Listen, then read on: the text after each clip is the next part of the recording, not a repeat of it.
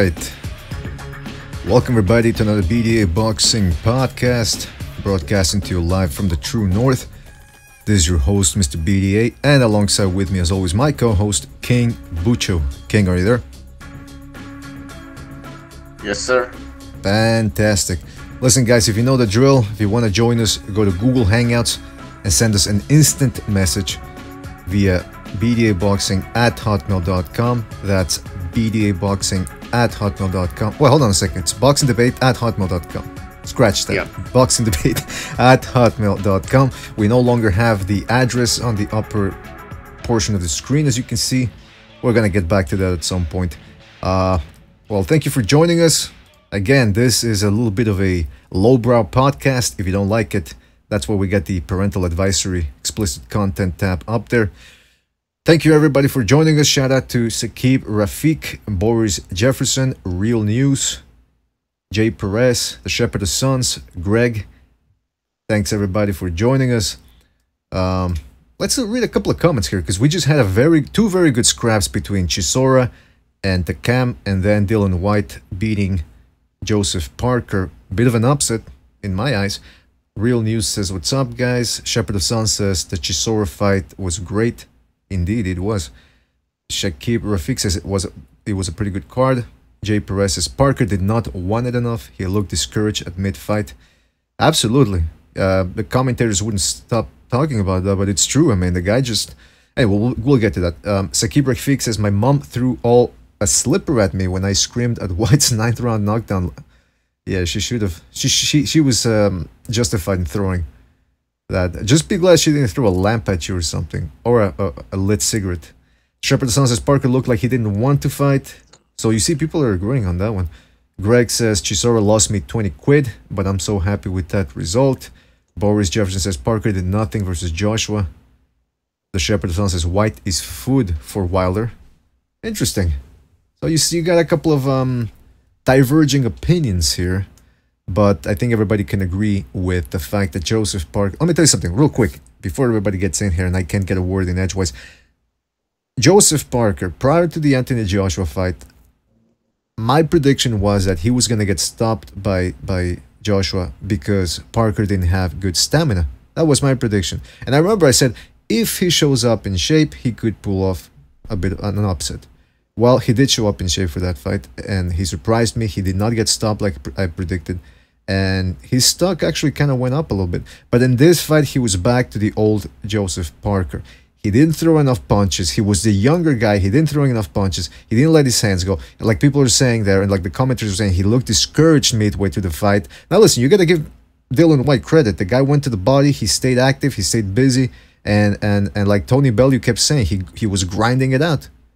And Joseph Parker he fights with his hands down. You know, if you let him fight outside of range, he can really have a good time, roll with the shots, upper body movement. But if you pressure him, he gets sloppy. He can't fight on the inside, can't handle the rough stuff. And you saw what happened there. And Gillon Whyte has proven that he's not top 2 heavyweight. You know, that still belongs to Wilder, Joshua, even Povetkin, I would argue. But he does take Joseph Parker's spot at number 4. As you can see, there are the Ring TV rankings. Tyson Fury back at number 10. Why do they have Tyson Fury at number 10? He hasn't even beaten anybody in 3 years. Anyway, Adam Konaki, the big fat guy, gotta give him credit for grinding it out himself there in the heavyweight division. He doesn't have the size, hand speed, or power, but he's intent on making something happen. Jarrell Big Baby Miller, who had some choice words for Joshua. Dominic Brazil, who's probably going to be taking on Deontay Wilder. The aforementioned Gillon Whyte, who takes the number 4 spot, I would believe. Luis Ortiz, still number 5. He's going to be fighting tonight. Then you have Povetkin, who's going to be taking on Joshua. And of course, Deontay Wilder at number 2. So I think Gillon Whyte has cemented his status as an in-between guy. He's not a lower top 10 guy. He's not a top 10 guy. No, top 2, top 3. But he's getting there. He's putting in the work. Butch, are you there? Yeah, I'm ready. You ready? I posted it on Twitter. And this fucking guy on Twitter, man, I just saw he you know what he wrote? You know what he wrote? It's cool to see UK fight fans cheering for UK black athletes. USA white fans only choose the white fighter, even if the white fighter is a foreigner. What a fucking idiot, man. We're gonna get back to the fucking another fucking victim mentality. Yeah. And then it's like, and then I ask him, well, do black American fighters only support black fighters? Are you saying what I'm saying is not true? And he doesn't want to answer my question. Why do you keep going after these people? You know, fucking by the way, like, fuck it. I was watching it on Sky, well, on the Zone thing, which is Sky Sports, basically, the same commentators and everything. They were biased as fuck. I mean, obviously, the right guy won the fight. Barely, to be honest. Well, but during the first 5 rounds, it was kind of close. That wasn't even a knockdown in round 3 or something.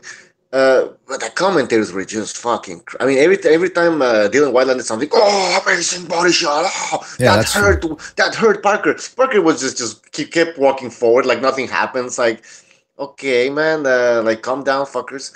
Then what else? Well, they kept saying Parker's just jittery or something. He's just all over the place. And then as they're saying all this shit about Parker lands a combination, they don't say anything, and they continue on bashing fucking Parker. They just ignore that combination that Parker lands. Right. But yeah, no, Parker is. I mean, he has no fucking defense, man. Parker could have won this fight. He was way faster, man. He could have just kept on throwing straight punches, and obviously putting his hands up after he threw the 1-2s. He would have won the fight, probably. But the guy just his hands are down. He's terrible, let's be honest, man. I mean, look, I thought he was going to improve. I always knew he had like flaws, but I always thought like, well, he's young, he's going to improve. But he doesn't seem to be improving at all. So I tip my hat off. I tip my hat off to myself a little bit that it's his problem. He's got a bit of the David Tua, one of his countrymen. He has the same problem. Like he's got Tua had the power, Parker has the hand speed, but both of those guys didn't let their hands go enough, and you saw what happens, man. I mean, fight gets close, you get dropped. Sorry, you're gonna lose the fight. What more can we say? You know? Yeah, and there's nothing wrong with I mean, his problem is that he has no defense. So every time he throws his hands, he's wide open for anything. You know what I mean? So that's why he couldn't let his hands go, because he was getting hit every time he tried to do that. That's because of the poor defense he has. And it's interesting if you contrast this fight to the Anthony Joshua fight. Joshua really let Parker do whatever he wanted. Like he was content to keep it on the outside. Meanwhile, Whyte, he like they were saying, he was grinding it out. Yeah, he got. There? Yeah. Yeah. No. You got off. I thought that we lost you. No. Anyway, like I was saying, Whyte was grinding it out. Joshua was content to keep it on the outside, and you saw the results. Yeah, Whyte went down in the end. He gave it his all, and he was exhausted. But Joshua just didn't want to grind it out the way Dylan Whyte did. And Joseph Parker, I still maintain, if he shows up in shape and he wants to let his hands go, he could do some real damage in the heavyweight division. But he's gonna have to learn from this. Fix the defense. By the way, he has no defense. Absolutely. Well, yeah, I mean, he does have it, but he's content with keeping his hands down. And you know, he's good defensively, but he can't get away with having his hands that low. I'm sorry, you got to keep. You know, he's got a 1-2, and the right hand is like completely down. Like he doesn't take it back. I know.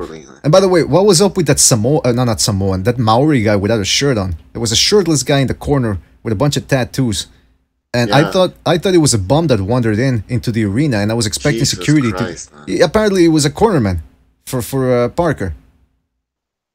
And by the way, his traditional attire, man. Yeah. And by the way, I see we got Stu on the line, but before we get to Stu, I just want to mention one thing about this. You mentioned the Sky commentators being biased.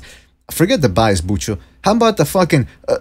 we apologize for the language, everybody. They always say that, man. They always apologize for everything. I mean, these fucking guys, like, we apologize for the language. How can we ever make it up to you? How about you shut the fuck up and you let these people talk? Listen, it's... Corny fucking Sky. That's so corny, isn't they? Yeah. I mean, Stu, we've talked about it before. Why? Like, this is a boxing. It's a sport where, sorry, it's a little blue. It's for adults. You know, there's a time and a place to be formal and to be polite. This ain't it. It's two people hitting each other over the head. They're patronising, bro. Oh, we're sorry. We're sorry about the swear word. We know our listeners are going to be offended by your words. Fuck out of here, man. Do you know what I mean? Don't speak for me. I'm not offended. It's 11:30 at night. What if anyone's offended? They should be in bed.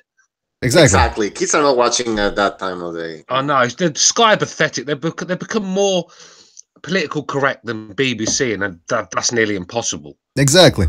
You know what? Listen, and if there are kids watching, hopefully they have good parents that tell them, listen, there's a time and a place to be polite, and there's a time and a place not to be polite. Like my parents, like, you know, nowadays, look, when I grew up, yeah, I curse here because it's a good place to curse. But like, for example, when I go to visit my grandmother, or when I go to the mosque, I don't curse. You know what I mean? I keep it, I keep it polite. You know, so there you go.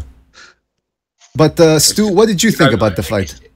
Well, what did I think about the fight? Yeah, I enjoyed the fight. I think if Joseph Parker had Dillian Whyte's heart and will and desire to win, he'd be one of the best fighters in the world. But he just doesn't. It's just something lacking with him. I mean, I don't agree with Butcho that he's terribly defensively. I agree with you, BDA. I think he just gets so sloppy sometimes. I think when he's.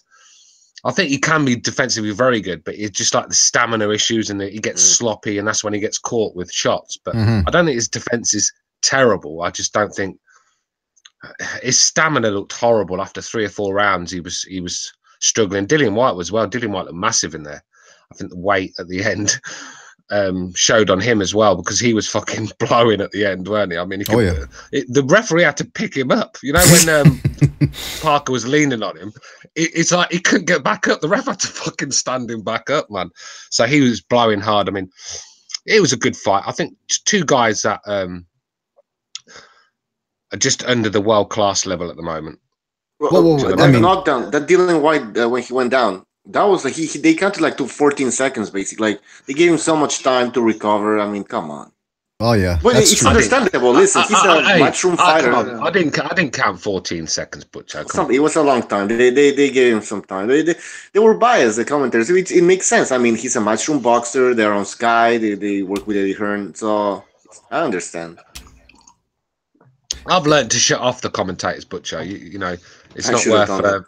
It's not worth letting them, because they upset you, mate. Jim Watt used to do it to me. I mean, I must have smashed about 15 controllers with fucking Jim Watt and his fucking garbage.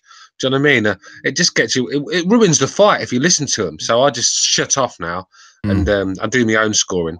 I mean, let's be real. Dillian Whyte does everything wrong, but you just got such a big heart and a will to win. And I keep saying this on this show. I mean, if you haven't got the ability, then find another way to win, and that's what Dillian Whyte does. I think the body shots, what BDA said, the body shots were key to this fight, because they were slowing Parker down. He was feeling them body shots. I mean, I don't think a lot of boxing fans give credit to the body shots a lot. You know, they don't seem to see the body shots when they're scoring fights, but I do, and I think them body shots were causing Parker to slow down. But I just can't understand Parker, why he'd wait to the 12th round to put it all on the line. I just don't get that. Like I was telling Bucho, I think he's got a bit of the David Tua syndrome. Just not willing to let his hands go that much. Bucho, I wanted to ask you real quick, and then we'll get Stu's opinion on this. But what does this say about Anthony Joshua? That's what I was meaning to ask you. Like, if you compare Whyte's performance against Parker and Joshua's against Parker, what does it say about Joshua? You know what? I think the speed of Parker was causing much more trouble to Joshua. But then again, both fighters respected each other a lot, so it kind of went into like a stalemate. But obviously, Joshua did a bit more to win that fight. It tells me that Joshua, I mean, he needs to step it up and be a bit more aggressive, though, because now Dillian Whyte looks like the best. Well, then again, Dillian Whyte, I mean, he almost got knocked out by Parker. So that's true. That's true. I think it tarnishes his wins a little bit. I mean, his last 2 wins, you've just seen the guys get beat quite well, not comfortably. I don't think Parker lost comfortably, but he was never really winning for me. He was always behind on the cards, always chasing the fight. And I think Dillian Whyte sparked Parker nearly out cold. I mean, Parker's got a tremendous chin. It's the first time he's ever been on the deck. And Joshua never really looked like hurting Parker, did he? So, and then you look at Takam. Chisora is just a fucking British journeyman. And Chisora sparks Takam out cold, something Anthony Joshua couldn't do. That fight was stopped prematurely by most people's eyes. So it doesn't look it makes Joshua's wins look even worse, if you get what I'm saying. Well, because again, his performance is not the wins, the performances. I'll say it makes the performances look worse. Yeah, I get what you're saying, and also like you said, Chisora beating Takam, knocking him out, doesn't make Joshua look any better. Neither. Exactly. I mean, and I tell you what, Chisora, I thought Chisora was hurting Takam a lot more than Joshua was, and I thought Chisora's not a big puncher, never has been, and I thought Joshua was meant to be the big puncher here, and Takam was eating them shots for 11 rounds, but Chisora was hurting Takam on many occasions. Takam was feeling them shots. I mean, I know Butcho texted me. He was moaning that Takam wasn't on the back foot like he was against Joshua. You know, that Chisora had an escape because Takam sort of like come onto him, so, and it suited him, sort of thing. But you've also got to look at it that Takam had a full camp for Chisora, where he had a week for Joshua. So you got to, you know, look at that as well. So it's pretty easy to. It's pretty easy to avoid Joshua. I mean, he's so slow on his feet. You can just back up and survive, though. Yeah. By the way, we get abstract boxing and stuff. Is that formerly known as boxing comments? No, what was his old name? Who? Abstract? Yeah, abstract. What was your old name? He's the British guy, man. Oh, okay. No. Yeah, you're thinking of someone else, BDA. Yeah, I don't know. And then you have a black dog there. You're from the UK, right? Yeah, that's correct. Isn't the black dog the like a symbol for the devil or something over there? Nah, he's blue, man. He's about a black cat. He's a blue staff pit cross. Oh, I'm sorry. My apologies. I didn't know that. Just don't have any kids around. You want to be careful with him because they're illegal, man. They'll take. Oh man! All right, boxing abstract. Thanks for being on. What are your thoughts on this night's card or this evening's card? I mean, pretty good, right? Yeah, I was on my way home, so I missed some of the earlier fights, and then I've got to be honest. I streamed the main event, and it kept dropping, so I did lose some of it. But like, I got to agree with Butcher. The commentary was just fucking awful, man. I mean, like Parker was landing shots that they were just completely and utterly ignoring. It was so biased, it was ridiculous. I thought on Joshua, and I've said this since the Takam fight, I kind of like suspected it, and then after the Parker fight, I think Joshua was badly affected psychologically by that getting dropped by Klitschko. I think up until that point, he'd never really, other than like that second round versus Whyte, he'd never really, been in trouble or anything. He's looked, I don't know, he's looked sort of like a bit gun shy, a bit sort of like bit worried about letting his hands go and stuff since that. I mean, according to him, he said the reason he didn't in the Parker fight was because he thought the Wilder fight was next and he wanted to become undisputed and whatnot, which I suppose is plausible. It could be that. We'll see how he looks against Povetkin, but I don't know. He's not looked the same since that knockdown for me. I don't know what anybody else thinks about that. No, since he's been with Rob McCracken, he's changed his style. I heard him say in an interview the other day that he played it safe with Parker because the Wilder fight was on the cards and there was a big fight and a lot of money, so he played it safe. So that could have been one of the reasons. But that's like, and I suppose it could be that. I suppose if you thought you were gonna get a huge fight next for undisputed and whatnot, you might be a bit careful, I suppose. But doesn't explain Takam. I don't think he looked the same against Takam either. I mean, he won the Takam fight clearly. I thought he won just about every round, but he didn't look like the same Joshua that I don't know, you know, knocked Brazil out, knocked Molina out, knocked Whyte out. He didn't look like that to me. Yeah, I mean, listen. I mean, you guys mentioned that Joshua said that he was playing it safe. I don't know. That kind of sounds like excuses to me. You know, I mean, every time I hear a fighter say that, like when Golovkin would make excuses like, "Oh, I took it easy on Canelo." How do you take it easy on the night of the fight? Like, I don't buy that 100%. But again, it could be true. I don't know. I'm not a mind reader. But it does put Joshua in a bit of an uncomfortable position here coming up against Povetkin, because Povetkin is a pretty good slugger, inside fighter.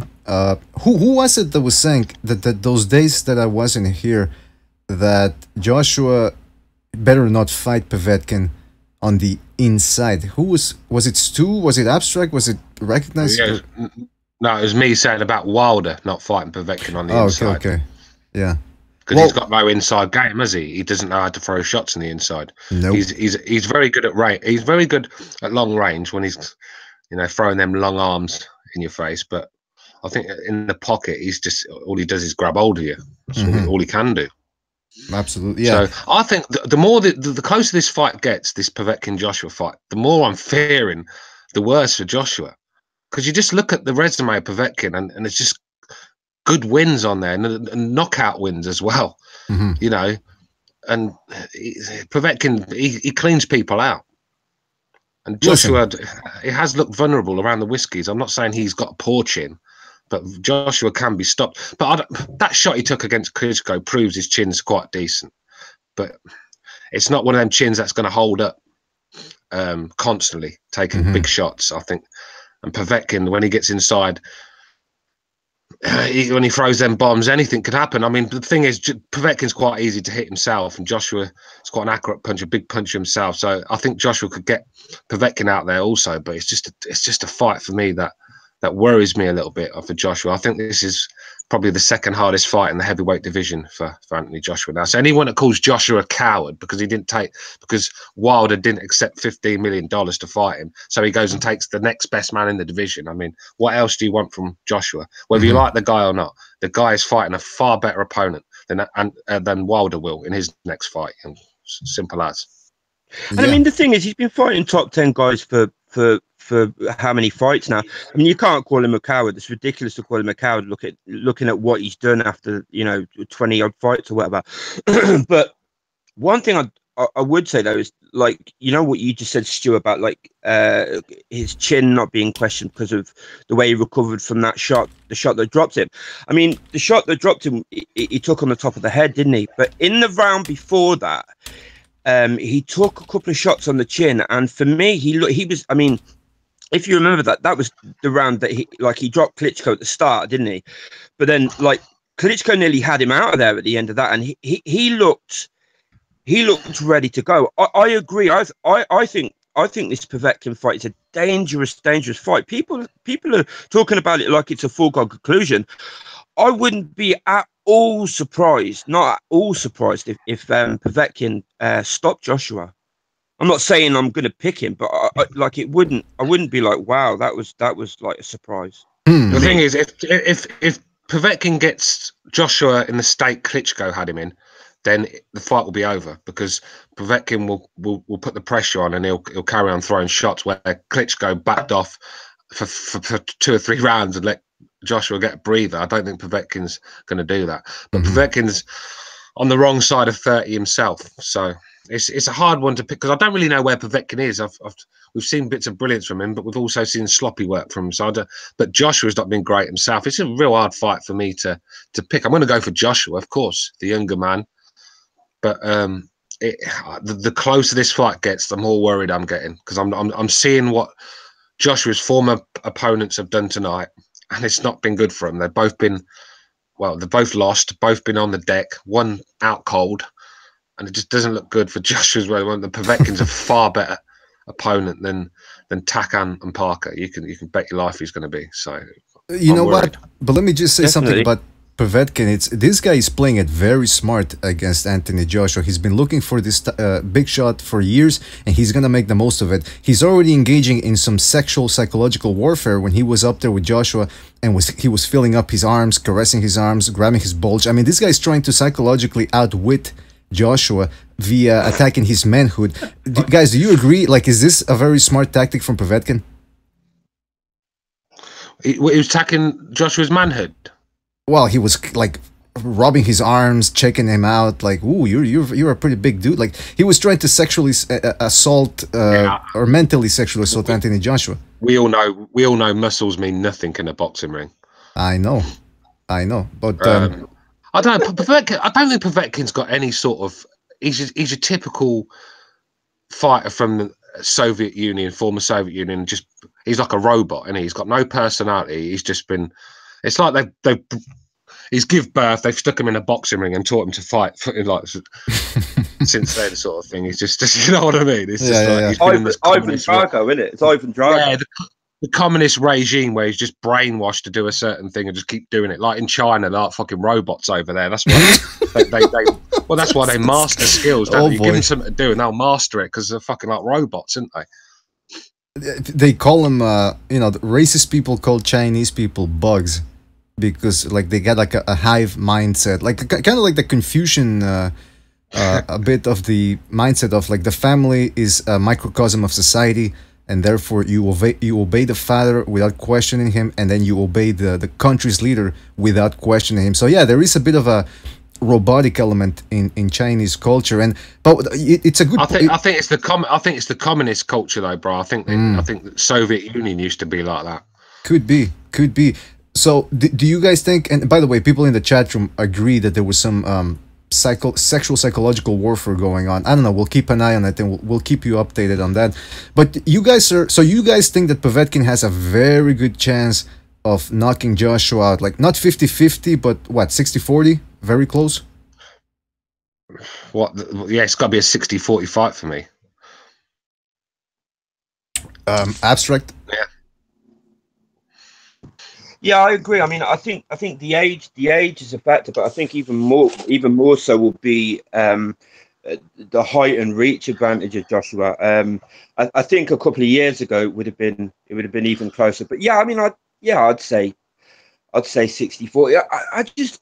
I'm not yet sold on this idea that, Joshua proved his chin by getting up after that shot. I mean, I mean, let's be real. Klitschko's got 54 knockouts.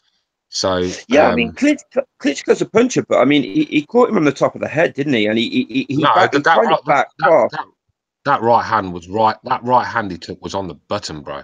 Fucking, I mean, how Joshua got up, I never know, because that. Klitschko was hit. When Klitschko hits people like that, they don't get up. But so you got to give Joshua's credit. I mean, let's be real. I think if Klitschko was 4 or 5 years younger and put his foot on the pedal, then he would have stopped Joshua. But I just think when he went into the tank, there was just nothing left. And that's what gave Joshua a breather. He used the left hook as well after that knockdown. I mean, if you look at that fight back, he threw that left hook like so many times. He became really, really predictable for me. But I do think Joshua was really close to being stopped in the round before. He was caught with a couple of good shots. Like one of them was an uppercut. And I mean, I agree. He's clearly not got a glass shoe. He's not an Amir Khan, is he? But Jay Perez in the chats. Jay Perez in the chat has just said that Klitschko right hand would have slept anyone. So yeah, probably, yeah. I mean, you're probably right, but it was at the top of the head, and I've still yet to see him sort of like take. I mean, he's not got a Golovkin chin. How many times did Povetkin go down against Klitschko? A lot of that was pushes, though. Some of them were clean shots. Yeah, I mean, but what he was doing, he was getting caught with shots, and when he was like leaning down, Klitschko was like hitting him with a hook and then just pushing him over. It was one of the worst fights I've ever seen in my life. I mean, how Klitschko got away with those tactics? He'd never get away with that in America or the UK. It was just a horrible fight from start to finish. And I think a lot of their knockdowns was down to Povetkin just being just having no energy left and being pushed over after being caught with a shot. He kept ducking down every time he got caught with a shot, and Klitschko was just hitting him and just pushing him over, sort of thing. It's weird. Would you say that Povetkin is right on par with Klitschko when it comes to finishing? Because really, Klitschko would beat guys up with the jab and he would make them quit and wear them down. Povetkin is more of a, I think I agree with Stu more that he's more of a go-getter when it comes to finishing guys. Would you agree, disagree with that? Yeah. Yeah. Yeah. Abstract, what do you think? Do you think Povetkin is right up there with Klitschko in terms of finishes? Not necessarily punch for punch, but I think he's a more aggressive. I think he's a more aggressive puncher. I think he's probably more like I agree with what you said before. I think like if he had have dropped Joshua in that fight, I think he would have been much more likely to end it. I think his punch variety is probably better as well. Klitschko, I think Povetkin has a better variety of shots when he's trying to knock somebody out. He's a better combination puncher and stuff. Well, we'll have to see, man. Because if Josh was punching down against Povetkin, especially jabbing down, and he gets caught with some overhand rights or hooks, it could indeed be lights out for him. That's what I'm worried about, bro. Because Joshua doesn't like punching down. He doesn't. I think that's why he struggled to hit Parker and Takam clean. It just for some reason he prefers big guys. I mean, when you look what he did to Charles Martin in Brazil and Gillon Whyte, he just prefers them big guys. I think when he's punching down, he just doesn't seem to be the same fighter. But you never know. Well, I hope Povetkin has the balls to get to close the distance, though, because we're all expecting him to do it. But will he actually do it if he starts like actually receiving punches? That and let's be honest, he's got no choice, bro. He's not. He can't. He can't stand at range with Joshua and expect to win the fight. He has to. But we've seen it. We've seen it happen where, like, a fighter has to do that and they don't, and they just lose a 4th-round decision. Yeah, I remember David Tua against Lennox Lewis. Remember that shit? I mean, David Tua is frustrating. How many times do I say? How many times do I say on this podcast? If your game plan's not working, you've got to find another way to win, and it's just not rocket science. If you're getting outboxed from range, then get inside. Do you know what I mean? And try something from there. But a lot of these fighters are just happy to survive the 12. I mean, I think Parker did that against Joshua. Just seemed happy to survive, sort of thing. And that's not the attitude we want. It's a good point. I mean, it's hard to go after especially if you're getting punched. It's easier said than done. But look, I think Deontay Wilder and Joshua are the number 1 and 2 guys respectively. Povetkin, though, he's stopped some guys that neither of those men, well, actually Joshua couldn't stop. Like, he stopped Takam before anybody else. He stopped Wack, or what's his name? The guy that looks like Igor from the Addams Family. And, he stopped a bunch of people, man. And he's a pretty good fighter, Povetkin, and he is a big puncher and a good inside fighter at that. So we'll have to see. What do you guys? Because I didn't see the conference. I just saw the headline that Jarrell Big Baby Miller tried to bust into Joshua's the press conference, and Joshua got really agitated. What do you guys think about Baby Miller? Can he make something happen in the heavyweight division, or is he just too slow? I think he's way too slow, to be honest. I don't think he competes at that level.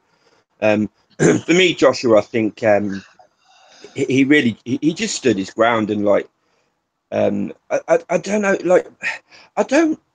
I liked Big Baby Miller for a while, but after that, I kind of didn't. He turned up late, and then he's calling him out when there's absolutely no point.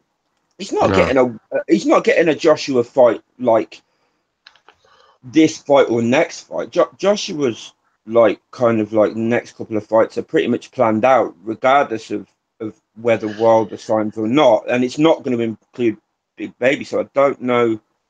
It just seemed a little bit pointless to me, and a bit like. I think he's a bit underrated, though. I think Baby Miller is a lot better than what people say he is. He's strong. He's tough. He throws a lot of punches.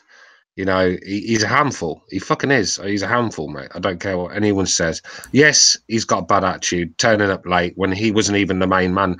I mean, let's be real, no one was there to see him. So I don't know why he's turning up late like he's Mayweather or something. Do you know what I mean?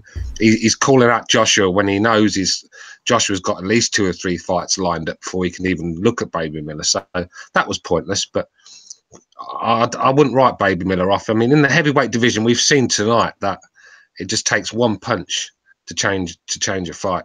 It just takes one punch, and you know, even the guys that can't really punch, that we class as not big punchers, they can still pull out a shot. Like Dillian Whyte's not a big puncher. He dropped Joseph Parker today. No one's dropped Parker. Chisora's not a big puncher. He sparked Takam clean out. Dave Allen's not a big puncher. He cleaned Webb out tonight. So it just shows in the heavyweight division, you don't even have to be a Mike Tyson Wilder sort of puncher. If you land clean, it's over. And that's why the heavyweight division's a good division, especially in this sloppy heavyweight era. Yeah, because they all look sloppy. Yeah, well, you get 18. You get 18 stone hit you on the fucking chin, mate. No matter who you are. It is a poor era, though. When you look at it, like Brazil, what was he? A football player, and then you got like Gerald Washington challenging for the world title. He was like a basketball player or a football player. Player, yeah. Yeah, I mean, like this is the top 10. I mean, you know, true, like when you got people saying, "Oh, it's new golden era," and that, like, come on, please, it's weak. It's weak. I think Usyk, if Usyk moves up, he I mean, unless he kind of like is dramatically affected by the sort of like extra weight or whatnot, I think he pretty much fucking cleans out that division. I think. Well, you calm down a bit here. Calm down a bit here. I think he's way better than any of them guys. But skills wise, he's miles ahead of everyone. But this is, like I said, I've just mentioned, this is a heavyweight division. At any moment in the fight, you can get cleaned out. Usyk has called out Tony Bellew. Tony Bellew's accepted the challenge. I see an interview today that Hearn and Usyk's team are in talks to fight at cruiserweight for all the belts, and Tony Bellew wants to fight. He said it's a fight he wants, and he says it's probably going to be his last fight. So it's no point talking about Usyk moving up right now. I think it's a great transitional move for Usyk to fight Bellew, because Bellew's fought at heavyweight. He's a big cruiserweight. I think there's unfinished business with that WBC belt. It all just makes sense, and it's a good warm-up fight for Usyk to go up to heavyweight, and then let him have a couple of fights. Then we can talk about him dominating. But you know, at the end of the day, heavyweight divisions, it can. Well, I think what Abstract's trying to say is, like, based on what we've seen with the heavyweights, I think Usyk has a pretty good chance. Oh, when it comes to box, he's miles ahead of everyone. When it comes to boxing skills, he's just much better than all of them. And but it's just whether he can take 18 stone on the button or not. We just don't know yet, do we? Yeah. But I mean, quite a lot of fighters have moved up from cruiserweight and been okay at heavyweight. And I think what is he 6'3", 6'4"? He's about, he's bigger than Povetkin. He's like, how big's, like, some of the heavyweights are not bigger than him. And I just think with his skill set, I think I'm interested to see what everybody else thinks. Like, I want to hear what BDA is saying, actually, because he's been quiet. He's not really said anything, so I want to hear what he's saying. Well, I'm listening. It's a pretty interesting question. I just want your opinion on it, bro. Well, listen, I agree. Let's take a look at the last guy that went up from cruiserweight to heavyweight. That was David Haye. Had a lot of hype behind him.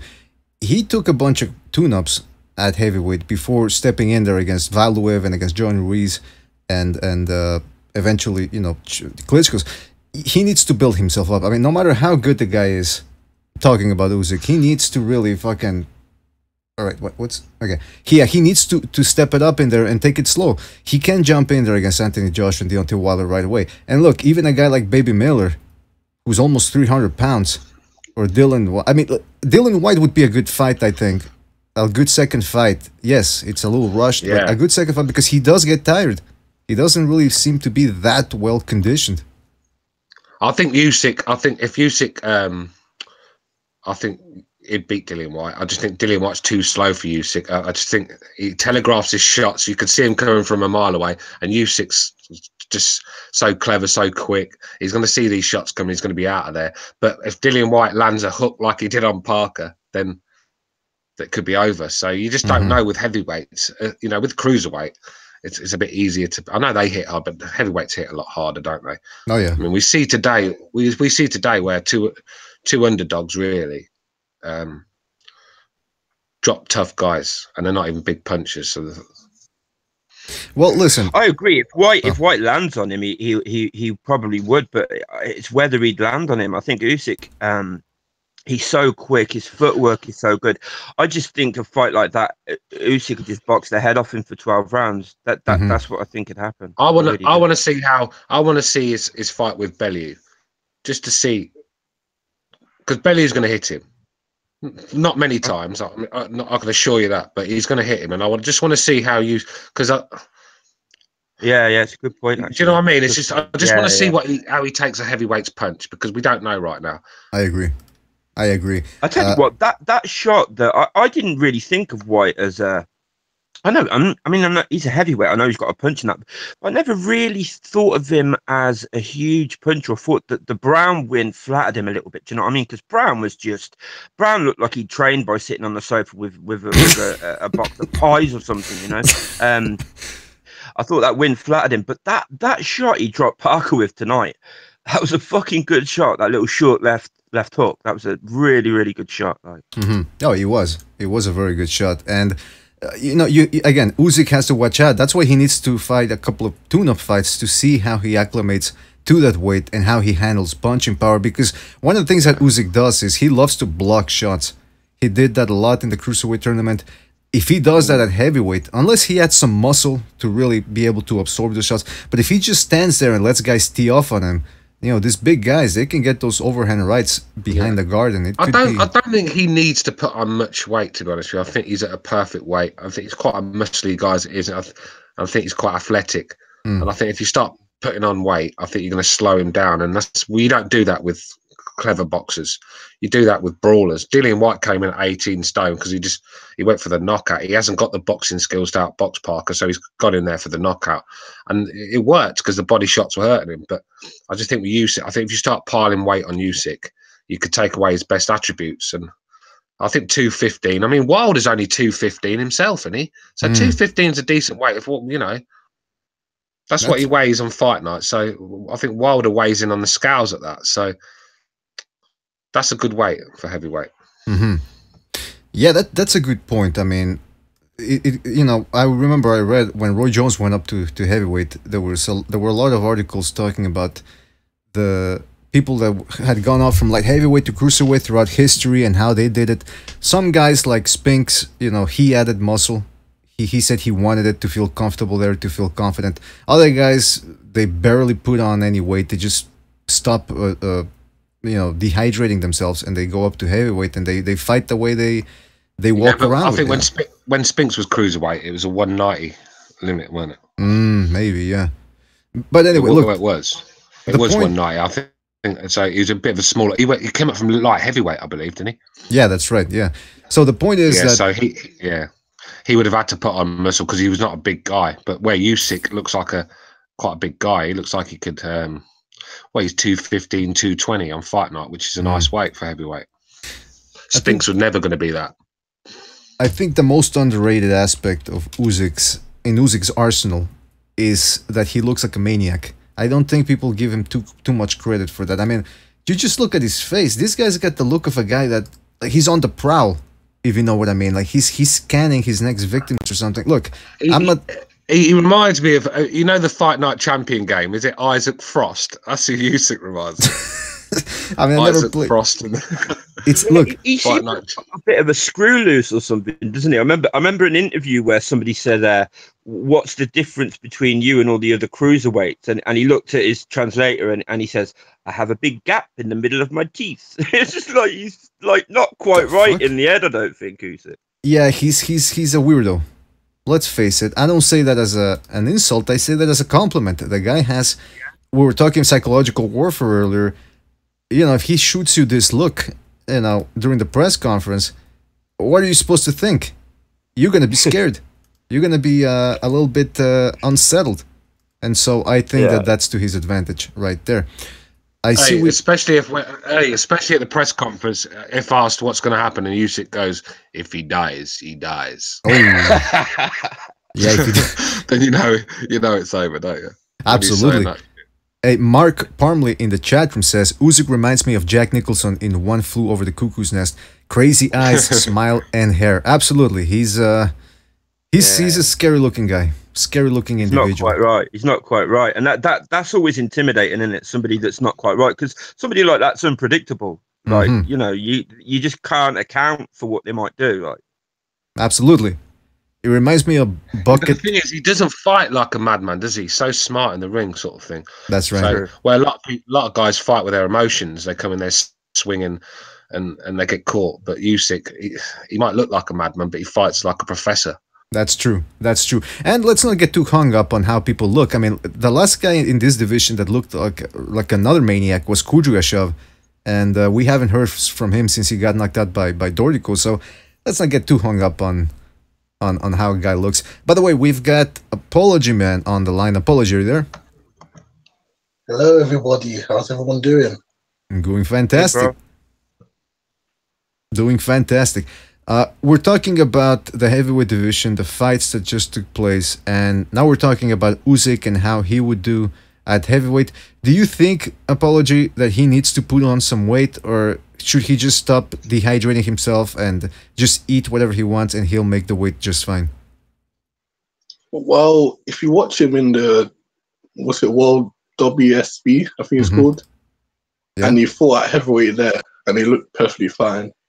And he didn't look as muscular as he was now. He was about to say. So I think he should just eat normally and don't dehydrate, because if he loses speed, that's his number one thing. If he loses that, then he might be in trouble. That's a good point. That's if he doesn't, like, if he just starts eating shit and he goes fat and he shows up fat, it's gonna.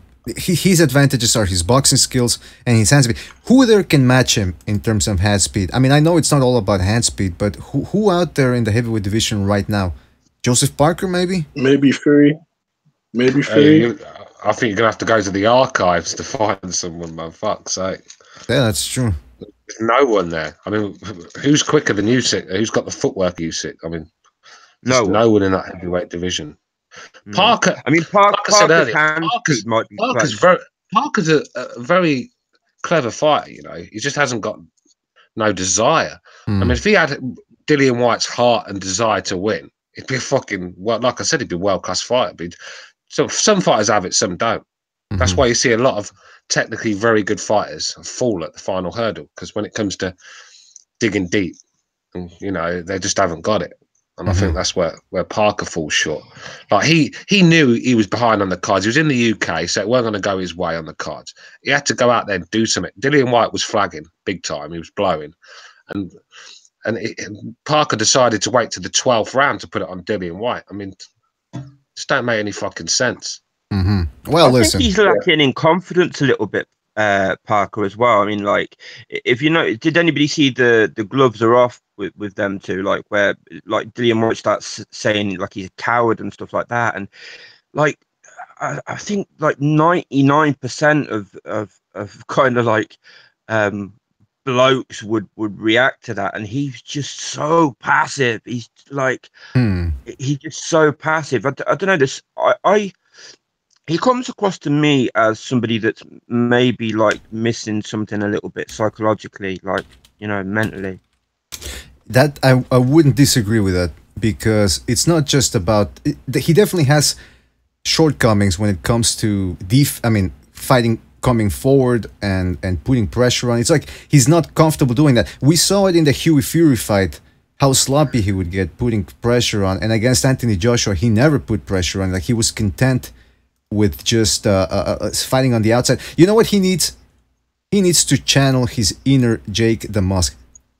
Right? He needs to go all out Maori, because the Maori people are known for their warrior spirit, and you know, Parker didn't show that tonight. And I know it's easy to say. I mean, you can imagine even Joseph Parker's hacker would be lacklusted. Do you know what I mean? Yeah, exactly. Even the hacker would be lacklusted, mate. Yeah, he needs to do the hacker. The guy's too nice. The guy's just too nice. I mean, Well, that's what Abstract was saying. There's a time and place to be nice to someone. It's not in a boxing ring when the other guy's trying to take your fucking head off. Like he was trying to touch. He's trying to touch gloves with him. Like at the end of about the 6th or 7th round, Whyte literally trying to take his fucking head off, and Parker's like trying to like smile and touch up with him at the end. And even the commentators were like, "What is he doing?" Like, I know, I didn't like that either. Yeah, that only works if you're Manny Pacquiao. After the fight. I mean, his punches were just a lot crisper, a lot sharper, a lot more technique in them, but just wasn't enough of them. I mean, just a real lackluster performance from Joseph Parker. This guy needs to start digging deep because he's got all the attributes. He's tough. He's got a decent boxing background where he knows what he's doing. He can bang a little bit. He proved that. He dropped Dillian Whyte, so he can bang a little bit. He's got everything he needs in the toolbox, but he just doesn't. It's just frustrating. He don't come to win, does he? Fuck's sake! He did it. Joshua quite happy to survive, and it's the same tonight. Yeah, I agree. I completely agree. Like very, very frustrating watching him. Because like that shot that Whyte dropped him with, he did fucking well to get up. If you look at that shot, I mean, I think not many heavyweights would have got up after that shot. Joseph Parker's got tremendous chin. There's no doubt. He's tough as old boots. He's quick as fuck. He's got a decent jab when he uses it. He has. He's got decent footwork. He's got half decent footwork as well. It's just like I said. You just can't. You can't put a heart into a fighter. It don't matter what trainer you've got. If they haven't got it inside them, it doesn't matter. A good example of this, I think, is Frank Bruno. Frank Bruno had he's not the same. I don't mean stylistically, but he was another fighter that kind of like he was a bit too nice. I remember in the Tyson fight, I don't know if anybody remembers this. He like rocks Tyson at one point, and Tyson like stumbles back, and he just backed off. It was like there was no killer instinct there. I remember watching it when it happened live, and I think Bruno was actually surprised by the fact that he hurt Tyson. I think it shocked him. He's fucking out. What do I do now, sort of thing. Yeah, it really was. It was like, okay, can somebody tell me what I'm supposed to do next? He like almost, he did look surprised. The thing with Bruno though, when he got hit with a good shot, he just stiffened up. He's like the Tin Man when it rains. He just freezes up, right? And he takes bomb after bomb, but he doesn't drop, but he gets stopped. The ref has to jump in before the guy gets killed. He just doesn't drop, just stands there stiff, just taking bomb after bomb. I mean, Witherspoon did it to him, man. Bone Crusher Smith did it to him. Lennox Lewis did it to him. It's just Tyson did it to him twice, but that was the only thing with Bruno. When he got hurt, he just didn't know what to do. When he hurt someone, he didn't know what to do either. He was just fucking. Well, it's interesting. Not a very good fighter. I know all the country loved him and he was a hero, but he was not a very good fighter. I mean, because I was a boxing fan, I was a Lennox Lewis fan. Everyone wanted Bruno, but I wanted Lennox Lewis because I saw Lennox Lewis as being a world-class fighter and a future champion for the country. Bruno was, if he won that belt, he was going to lose it very quickly after. Wait a minute. Which country are you talking about? Oh, fuck. These Saudis always trying to claim Lennox, man. Hey, come on, man. He went to the Olympics. He represented Canada in the Olympics. Yeah. And born in London, man. Behave yourself, BDA. Yeah, listen, he fought for Canada in the Olympics, and then you motherfuckers came along and you offered him money and you offered him all the free fry-ups he wanted to eat, and boom, he went over to England. So, come on. Butcher, was you born in Mexico? BDA, sorry, was you born in Mexico? Yes, I was. So if Canada asked you to fight for him, you wouldn't fight for Canada. You'd fight for Mexico, wouldn't you? First of all, I'm a lover, not a fighter. So all this talk about fighting goes out the window. All right, I'm a pacifist. I'm a conscientious objector. I'm a conscientious objector. You're in the wrong place, then, man. Well, listen. Shepherd the Sun says, "Damn, no recognized today." Cordell probably got to him, or maybe X got to him. I don't know. Yeah. And by the way, some Shepherd the Suns in the chat room mentioned that Andy Ruiz has some pretty fast hands himself. That's another guy that sort of doesn't really put it all out there either. He's like a midget version. He's like a midget version of Baby Miller. He just looks terribly out of shape, but he's got quick hand speed and he throws a lot of punches. It's true. I mean, the game seriously, he'll be a good fighter, but he doesn't. But I mean, what is it with these guys that don't take it seriously? It's the hardest trade in the world, bro. Yeah, that's true. It's the hardest trade. It's the hardest trade in the world. I mean, it's not just the training; it's the mental side of it. I mean, can you imagine going to bed every night knowing you're going to fight someone like Mike Tyson or somewhere like that tomorrow? Or you're not going to be sleeping very well, are you? You know, the thoughts of you getting hurt in the ring are on your mind all the time. You've got the dieting. So when your mates are out drinking, you can't do. It's more than just the physical side of boxing. It's like your whole lifestyle. Some guys just don't want to. They don't want to stop doing the things they love doing for the sake of the sport, and that's why they come short. I mean, I don't like Floyd Mayweather, but there's a reason he's been at the top for so long. Just look at the way he trains, he eats, look at the shape of his body at 40 years old. So it's a good point, because that's the difference between the best and just okay fighters. That's a very good point. Sure. It's you look at Andy Ruiz too.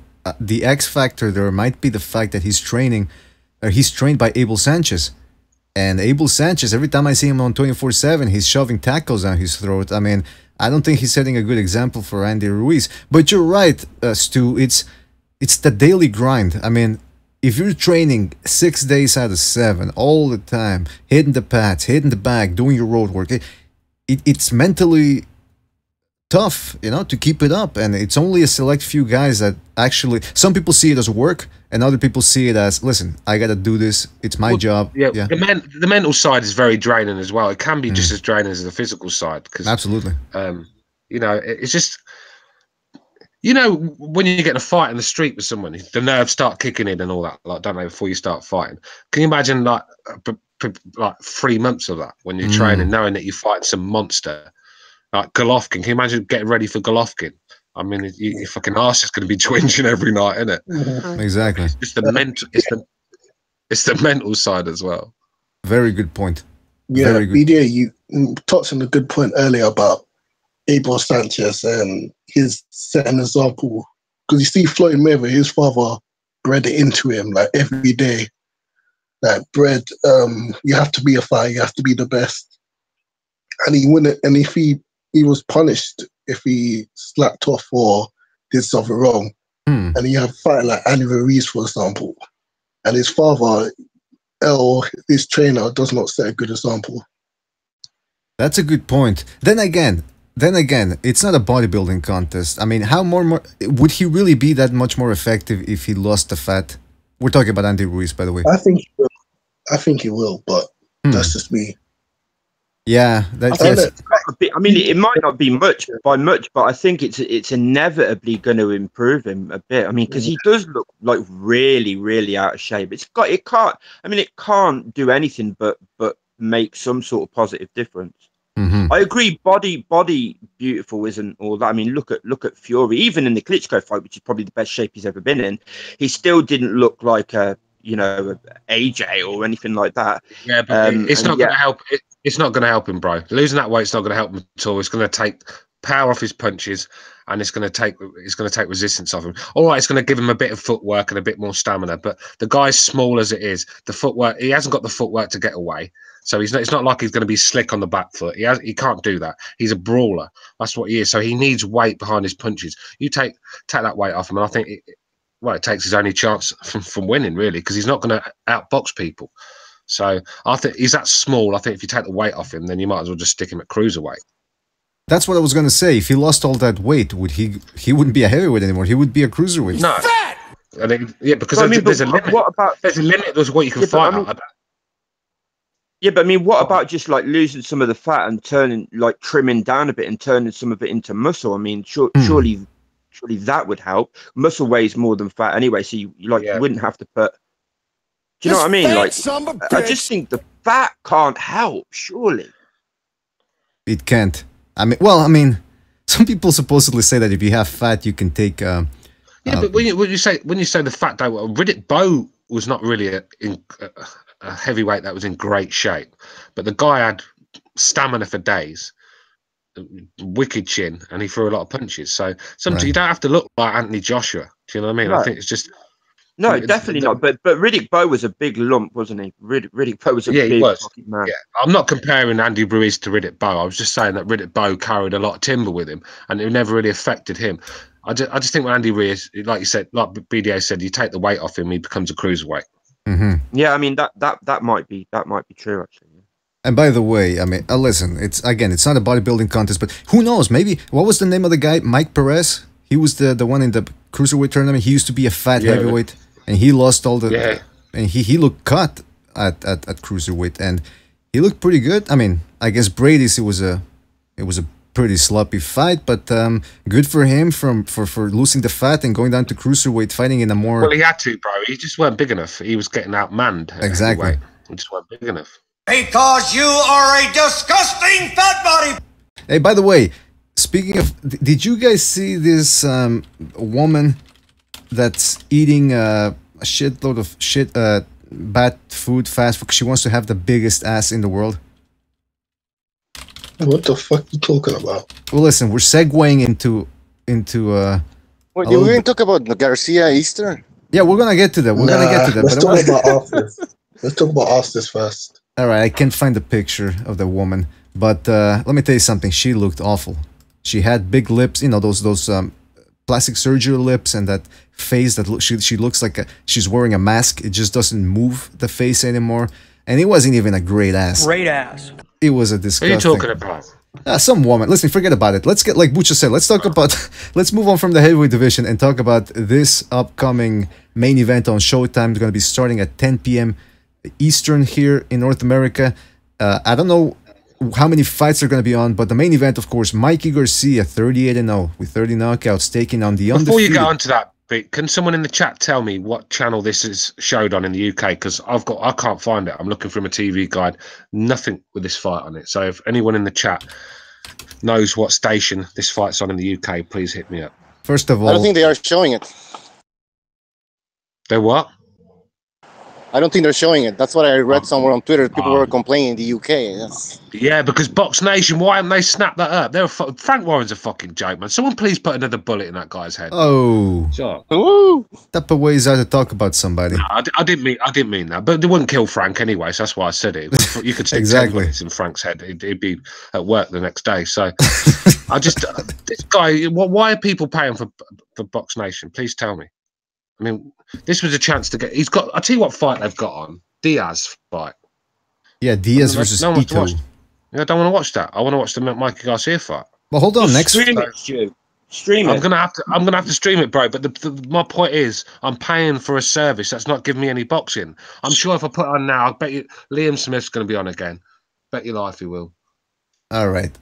Are you telling me you're not excited for Billy Dibb versus Stephen Farmer Friday, 10:30 a.m. via Box Nation? No. All right, now hold on a second. I've had enough of you guys. You guys aren't real boxing fans. You're not boxing aficionados. All you want to see is slugfest. Not boxing fans. I paid for Usyk last week. I've paid for Gillon Whyte this week. Fucking, I'm getting stung with these pay-per-view events. Yeah, it's starting to pile on. Yeah. And by the way, Bucho told me he wants to pay for the zone. Bucho borrowed his friend's account today, didn't he? His zone yeah, account. but I'm gonna buy it eventually. Eventually. It's worth it. The quality is pretty good, man. Now I'm running because it's fucking raining, man. Yeah. Good for you, man. You don't want to get... I mean, let's be real. I mean, I think it worked. $10 is about £6.50 over here, £7. I mean, it's absolutely nothing. If you're going to get 36 nights of boxing, that's good money, isn't it? It's decent. Yeah, only boxing fans could like get an offer like that, like, you know, after being used to paying like $100 for a pay-per-view for one pay-per-view and stuff, and still find a fucking way to moan about it. Like, yeah, well, they're moaning about it, but we've just paid. So what I've just paid for the Gillon Whyte fight would have got me over 2 months of the zone of boxing. You know, some weeks they're going to have, you know, then months there could be 2 or 3 weeks on the trot where they've got cards on. So one of them months you could get 3 cards of boxing for $10, which is good money. Especially when I've just paid £20, which is what, $35 for Gillon Whyte. Yeah, but I mean, it's Eddie Hearn, that plantation fucking slave driver guy, isn't it? That's the problem. See. Yeah, but Abstract, I mean, there is a point about all these new apps that are coming out. I mean, you got DAZN, you got ESPN Plus. On top of that, you got to pay for HBO and, you know, Showtime, which is here in North America, you pay for like about $20 on top of your cable bill. So it does start adding up. And then if you count the pay-per-views, I mean, you got Anthony Joshua versus Povetkin coming up, you got Canelo versus Golovkin. It does start adding up at some point. Yeah, but I mean, I thought there wasn't pay-per-views on the zones. Oh, yeah, no, that's right. The UK fights. I think they get the UK fights free. The World Boxing Series fights, and the Matchroom USA fighters. I don't think they'll get any other. It's not. You're not going to see any of the other big names from America on the zone unless Eddie Hearn signs them. So, but it is what it is, isn't it? Like I said, I've just paid £20 for Dillian Whyte for Joseph Parker, so you could get 3 months of DAZN for that. No, but I mean, tell me if I'm wrong, but you guys in America won't have to pay for AJ Povetkin, right? On the zone? No, not the DAZN subscribers won't have to pay for it. No, right? Yeah, so we have to pay pay-per-view, and you guys won't have to pay. Yeah, we have to pay for that bloody tournament as well. You know, the World Boxing Series. We're always fucking out. Every one of them fight is pay-per-view. Do you know what I mean? So hold on. So I missed it. I missed that. So here in North America, if you have DAZN or wherever you are, is the Joshua Povetkin fight going to be on there, or is it going to be Sky Sports pay-per-view? Yeah, it's on DAZN. We get Sky Sports. It'll be on Sky Sports in the box office in the UK, but you'll get it on DAZN for nothing, sort of thing for you. Fantastic. So I'm starting to like it because they don't have pay-per-view. So we'll have to pay. Like I said, we'll have to pay for them for that World Boxing Series as well. I mean, that's going to be expensive affair. There's going to be a few of them fights I'm going to have to stream. I can't keep paying for all these fights, man. You know, and then you're going to get you guys from America will get that free as well. And there's some good tournaments there. The 140 division 118 looks very good, doesn't it? Oh yeah, it looks like it's going to be. Yeah, it looks like it's going to be a good tournament. So you're going to get that free. You're going to get all the fights from the UK. You're going to get Bellator. So it's worth it, isn't it? Well, look, you mentioned the 140-pound tournament. Let's go to the 135-pound division, just one rung below. Mikey Garcia, like we said, undefeated, taking on the undefeated Robert Easter Jr. Guys, this fight, a lot of people think Robert Easter Jr.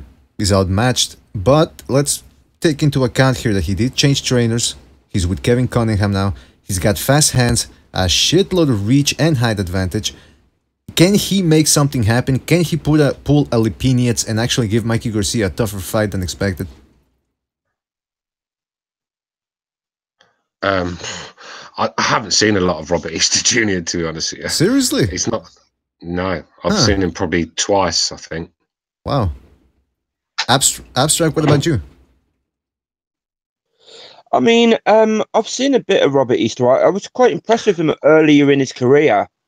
Kevin Cunningham's a decent trainer, though. Didn't he train Devin Alexander? And Corey Spinks, yes. Yeah, Corey Spinks. I think David Diaz as well. Was not much, not any. But yeah, I think he can. But I don't know. Easter just he gives up so many of his attributes. That's the problem with Easter. He fights like a 5'5" guy when he's actually like, what is he, about 5'10" or 5'11" or something? Just under tall. I think his style's a bit made for Mikey. I think he'll enjoy himself tonight. Let's just say that. I'm not writing Easter off because I've not seen enough of this guy. This guy could be a lot better than what I saw on that night. Mikey, I just think I'm going to go with the stoppage. I think Easter's frame is all wrong for that division, man. The long, skinny legs. He's a matter of time before that guy gets chinned. Yeah, it's like Jamie McDonnell a couple of weeks ago there, isn't it? Jamie McDonnell was the same. It's like he had no fucking business there. Yeah, I think Easter's going to do a bit better than Jamie McDonnell did. Well, yeah. Mikey's a solid puncher, and he's a very, very smart boxer as well. He'll see the openings and he'll take them. And I just think Easter's a bit vulnerable. I could see that fight being by stoppage to Mikey. Mm-hmm. I think Mikey's an excellent boxer. I think he's got excellent footwork, really good timing. I don't know if his power's carried up as much though. He looked like really devastating, like ridiculous, devastating puncher at the lower weights, didn't he? I don't know if it's carried up so much, but I just think class-wise, I think he's going to have a bit too much for Easter, to be honest. I think 135 is his best weight. Yeah, I think 140. Like I said, I don't think the punching power is like it is at 135. I just think them guys are big guys. Them 140 guys. Some of them guys are like they could be welterweights easily. I think Mikey there's only so many weights you can go up before it starts to take its toll. I mean, Lomachenko, we see that. I think he hit his limit with Linares. I don't like the idea of Lomachenko going up to 140. I don't like the idea because he looked really small in there against Linares. And I just think Mikey, I know he's a chunky guy, but his frame is not built for the 140 division. I think it's just a bit small. It's the Pacquiao He's got effect, the fat. isn't it? He's got the fat around the waist. People are saying, well, if people go, oh, well, if Manny can do it, surely why can't you do it? But I mean, like with Manny, we're talking about like a once in a fucking 10 generation fighter. We're talking about, you know, a special fighter that you're never going to see again, probably anything like him. Manny had the speed and the footwork, and he was just busy. Where Mikey's not that sort of fighter. He's not in and out. He's not in and out like a wasp, is he? He's just. Manny used his speed and his skills to win in them fights. Where if you haven't got them sort of speed and skills, sometimes weight will be involved. It will make a difference. Like I said, there's only so many weight divisions you can go up before the guy starts leaning on you and taking its toll, and the punches start to hurt you, and your punches are not having any effect on them, and that's when you know you're in a division too high. Yeah, I think Manny had power as well, like devastating power, and that carried up. And he was on peds as well. Yeah. Okay, let's not go out saying those things. Otherwise, we're gonna there's gonna be slander here. You know, 5 roll weight. I mean, that's a bit suspicious. Listen, but I'm just saying. Technically, we can't go around saying those things. Black man. Listen, I don't even know what the fuck that was. But sticking to the whole Mikey Garcia thing here, I put up some pictures earlier from the weigh-in. Mikey Garcia looked like Stu said, a little chunky, a little bit on the chunky side. Now, Robert Easter Jr., for those you guys are saying that you're not all that familiar with him.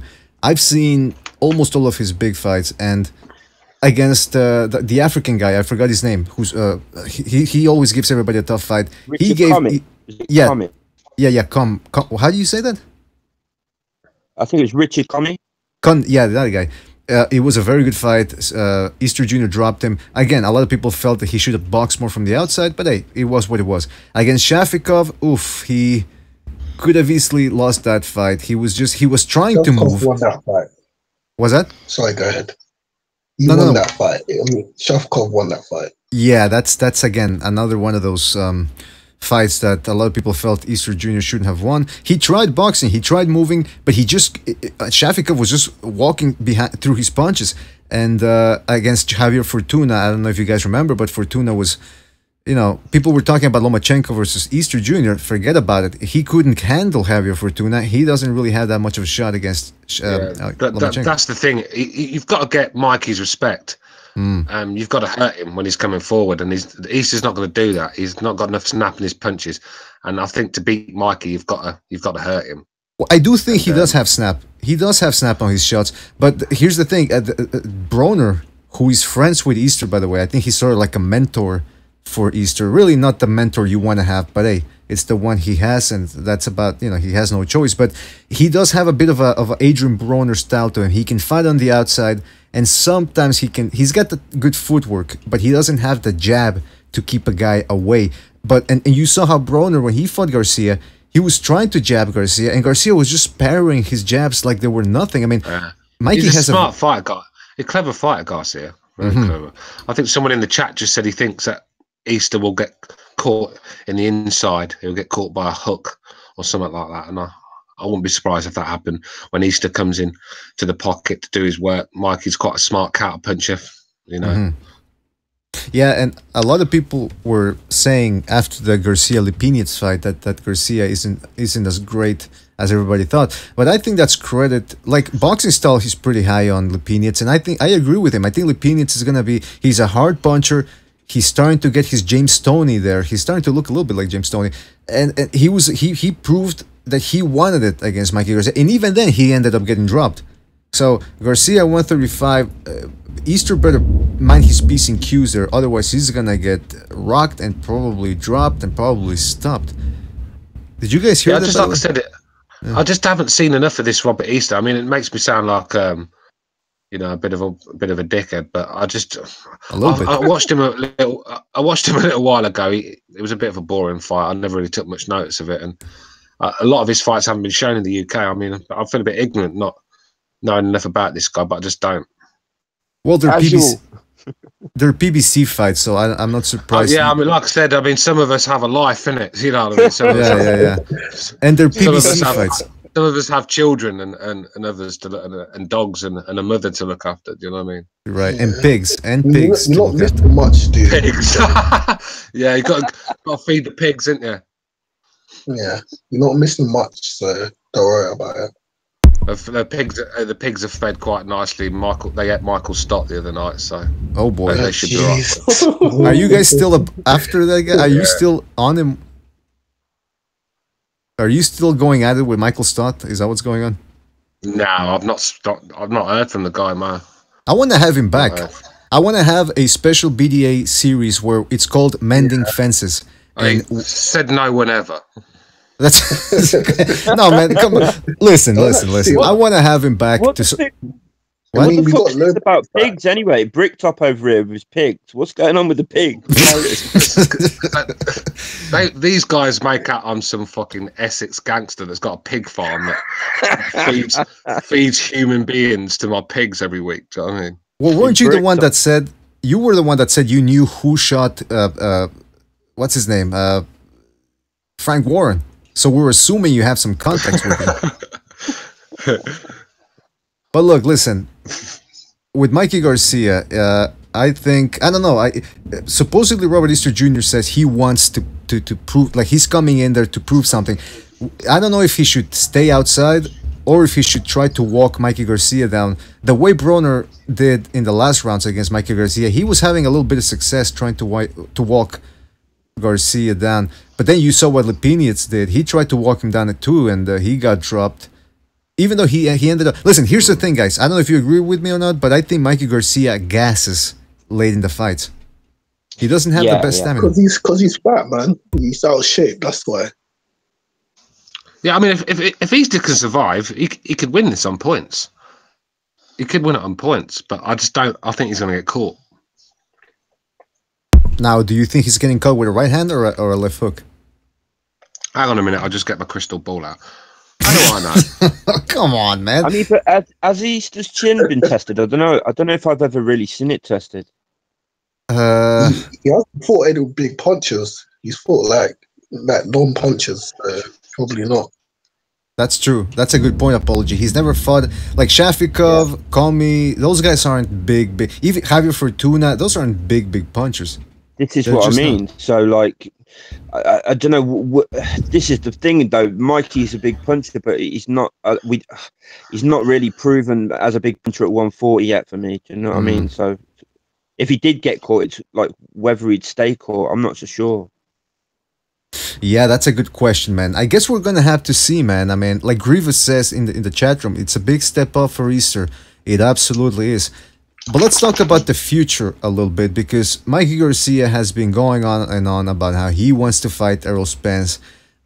He didn't look all that great at 140 against Lipinets, although he did look good, like I said, against Broner. But what do you guys think? Is this a tactic for him to sort of like pressure Lomachenko into a fight, or is he serious? Does he really think he has a shot against Errol Spence, who's a huge welterweight? Nah. Well, no, well, he said this about Cotto, didn't he? And then that fight never materialized. I mean, I'm not so sure whether it's not just all sort of like hype in the same way well, I won't mention any names, but like a lot of fighters do it, don't they? They you know, it's like Lara was doing it every time Triple G was like, as soon as Triple G signed a fight, Lara's on Twitter like calling him out, like knowing that he's like signed to fight someone else. I mean, I don't know.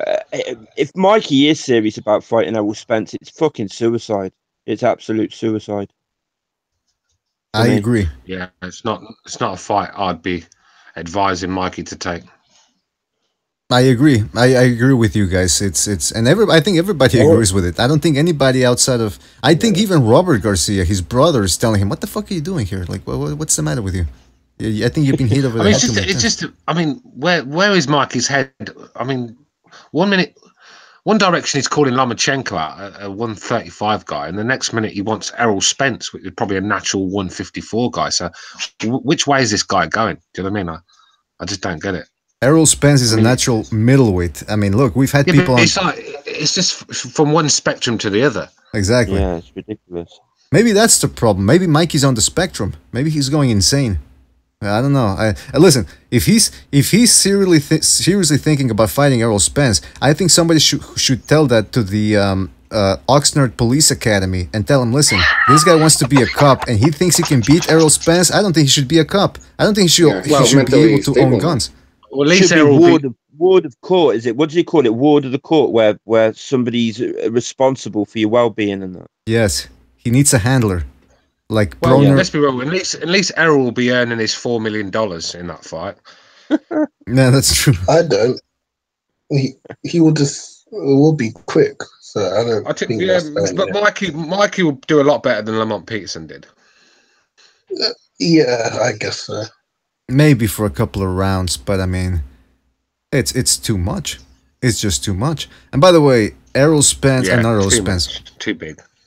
Easter Jr. is being handled by Adrian Broner, and Adrian Broner and Gervonta Davis. There was that video where they almost kissed automatically, and then they remembered that the camera was on. What video was that? I've never seen that before. I did. I saw it. Apologies. Apology. I have Fight Hype or something.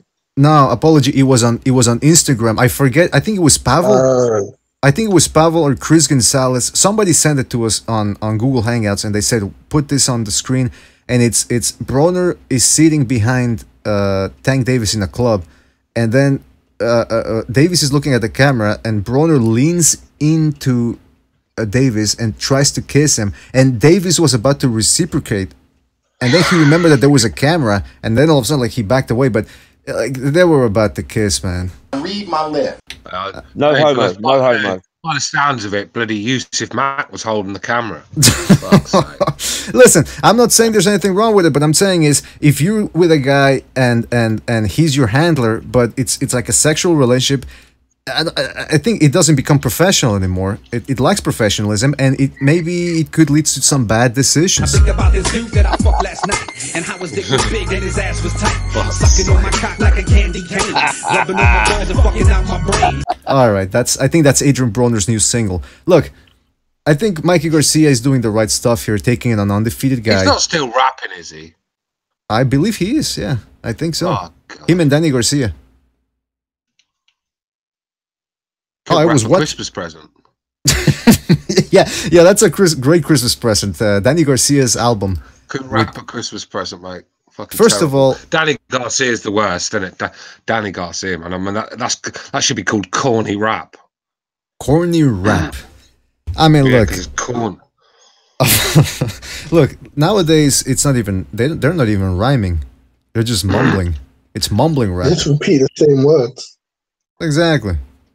I've got to give a shout out to someone in the chat. Who's Real News says LDBC all jizzed at the same time during that special moment. Oh, come on, let's not attack the LDBC. They're trying their best. The LDBC, they're just trying to work in a world that's hard. You know, it's hard to make it in this world. And Black man in a white man town, he's got they're just trying to make it in a tough world. Come on, guys. Come on. But so you guys are all picking Mikey Garcia, no doubt about it. Yeah, Yeah. I think so. Yeah. All right, that's good to hear. By the way, Luis Ortiz is fighting. This fight is just, it's a shame. Yeah. It's just no excitement when you mention it. You don't really get up for it. It's not like I'm waiting for 3 o'clock to come in the morning so I can watch this fight. It's just one of them, I'll watch it. But it's even all through the week, the build-up's not really exciting me. And I don't know why. I don't know if I'm getting ignorant, but just not a fight that's really. But it's 2 of the best guys in that division. Well, 2 of the top 5 guys, anyway. Isn't they? Yeah, I mean, Easter Jr. Say whatever you want about the guy. Yeah, he's a top 5 guy, and Mikey. He might end up giving Mikey Garcia more trouble than people think. You never know. I mean, it is boxing for a reason. That's why they're getting in the ring, to see what they can bring to the table and what they can make happen. By the way, Luis Ortiz is fighting on the undercard. I'm assuming that it's going to be televised. What do you guys think about Luis Ortiz? Is this the type of guy that he's going to disappear and never going to be the same again after being stopped by Wilder? Or is he going to make a comeback and continue being the dangerous guy that everybody thought he was before losing to Wilder? He was already on the decline before even fighting Wilder. Yeah, You could see Ortiz was already in decline, and then he lost to Wilder. And so now I'm expecting him to keep going downwards. The last bit of anything Ortiz had was in the Jennings fight. I thought he looked really good in the Jennings fight. After that, you could see the decline. It was evident. What was the one in Monaco? On the Matchroom card. Against Malik Scott. Yeah, Malik Scott. I mean, admittedly, Malik Scott fought a very, very negative fight that night, but you could see the decline in Ortiz very, very clearly then. That's true. That's true. I mean, he's like, what is he, 65? That's what Pavel just said in the chat room. He says Ortiz just had his 60th birthday. I mean, I think he was 65 in 1965. Fucking hell, man. He's an immortal. I think what we've noticed lately is that Wilder's and Joshua's opponents have been taking big L's lately. So it sort of like tarnishes their resume a little bit. That I mean, when we see what Baby Miller beat up Duarfus the other day, you know, a Wilder opponent. You've got Takam and Parker taking big L's today. You know. Yeah, I mean, Chisora stopping Takam a lot more convincingly than He did, bro. And it was a legit stoppage. Yeah. Now, what do you guys think? Hypothetical scenario here. Ortiz versus Big Baby Miller. How do you see that going? Baby Miller. Baby Miller, Pete, what's it called? And stoppage. Heyman stoppage. Were you going to call him a pig? Is that what you're going to say? No. No, what's it called? TKO? Premier Boxing Championship stoppage. Did someone say pig? Did someone say pig? Yeah. Pipe down, Bricktop. There's always room for an extra pig on my farm. Imagine you got a bunch of pigs and then you got Big Baby Miller tied to a poster. Would eat all my pigs. I'd be left with Baby Miller in there. All right, you know what? I'm not gonna stand here and let you guys be. Well. What's that? Yeah. Go after your dogs as well. Yeah. Yes. He's gonna eat the wood. He's gonna eat everything. But look, I'm not gonna let you guys. I'm not gonna stand here and let you guys badmouth him. I mean, guys, respect my Baby Miller. That's my right. Baby Miller right there. That's right. That's my Baby Miller right there. I'm a little baby. All right, it's listen, okay, another hypothetical scenario. Well, okay, before we go on to that one, were you guys surprised, because I don't think we ever talked about this, were you surprised that Baby Miller couldn't stop Duhapis? Wilder couldn't stop him. That was a PBS stoppage. Oh, PBC, you mean? A way bigger puncher. You meant PBC, sorry. Yeah, PBS. What's a PBS stoppage? Like they play you a little Keith Jarrett, I don't know. a little smooth jazz. But no, yeah, you're right. It was a bit of a. I mean, he did pretty well. I mean, he outworked the guy. That's the thing about Baby Miller is he's a tap kind of guy. He doesn't seem to want to commit to his punches unless he actually absolutely knows he's got a guy all finished. But what do you guys think then? Baby Miller versus Dillon Whyte. BDA, before I answer that question, real quick, a few episodes ago, Reverse Lee talked about Baby Miller and how during his come up he had power and speed, but ever since he took the VADA testing, he lost a lot of his power and speed. So maybe that's the reason he couldn't stop Dupath. Very interesting. Very interesting. What do you guys think about that? I didn't know. I hadn't heard that from Reverse Lee. Good thing you brought it up. I mean, I don't think Big Baby's got like a lot. You think of him as having a lot of power because he's a fucking huge fucking beast of a man, but I don't think he's got a huge amount of power, has he? I mean, like Povetkin stopped. That was a chilling knockout. I mean, Duapa looked like he'd been shot in that Povetkin fight. Like. Yeah, so I don't think he's got a huge amount of power. But do you think that's because of technique? Like I said, he just loves to tap guys. Yeah, I mean, I think technique's like a big part of skill anyway. I think a lot of power comes from naturally. Some people just have natural power, like a Wilder. But a lot, like I think by and large, power is a combination of like having it naturally and technique. It's how you deliver it, how you can actually set up the shot. So having power, if you can't set it up to land it, then it's pretty useless. That's a good point. I think technique-wise, he's not great. Big Baby does throw a lot of punches. He's reasonably quick for a big guy. But I think if he moves up in levels, I think he might get found out quite quickly.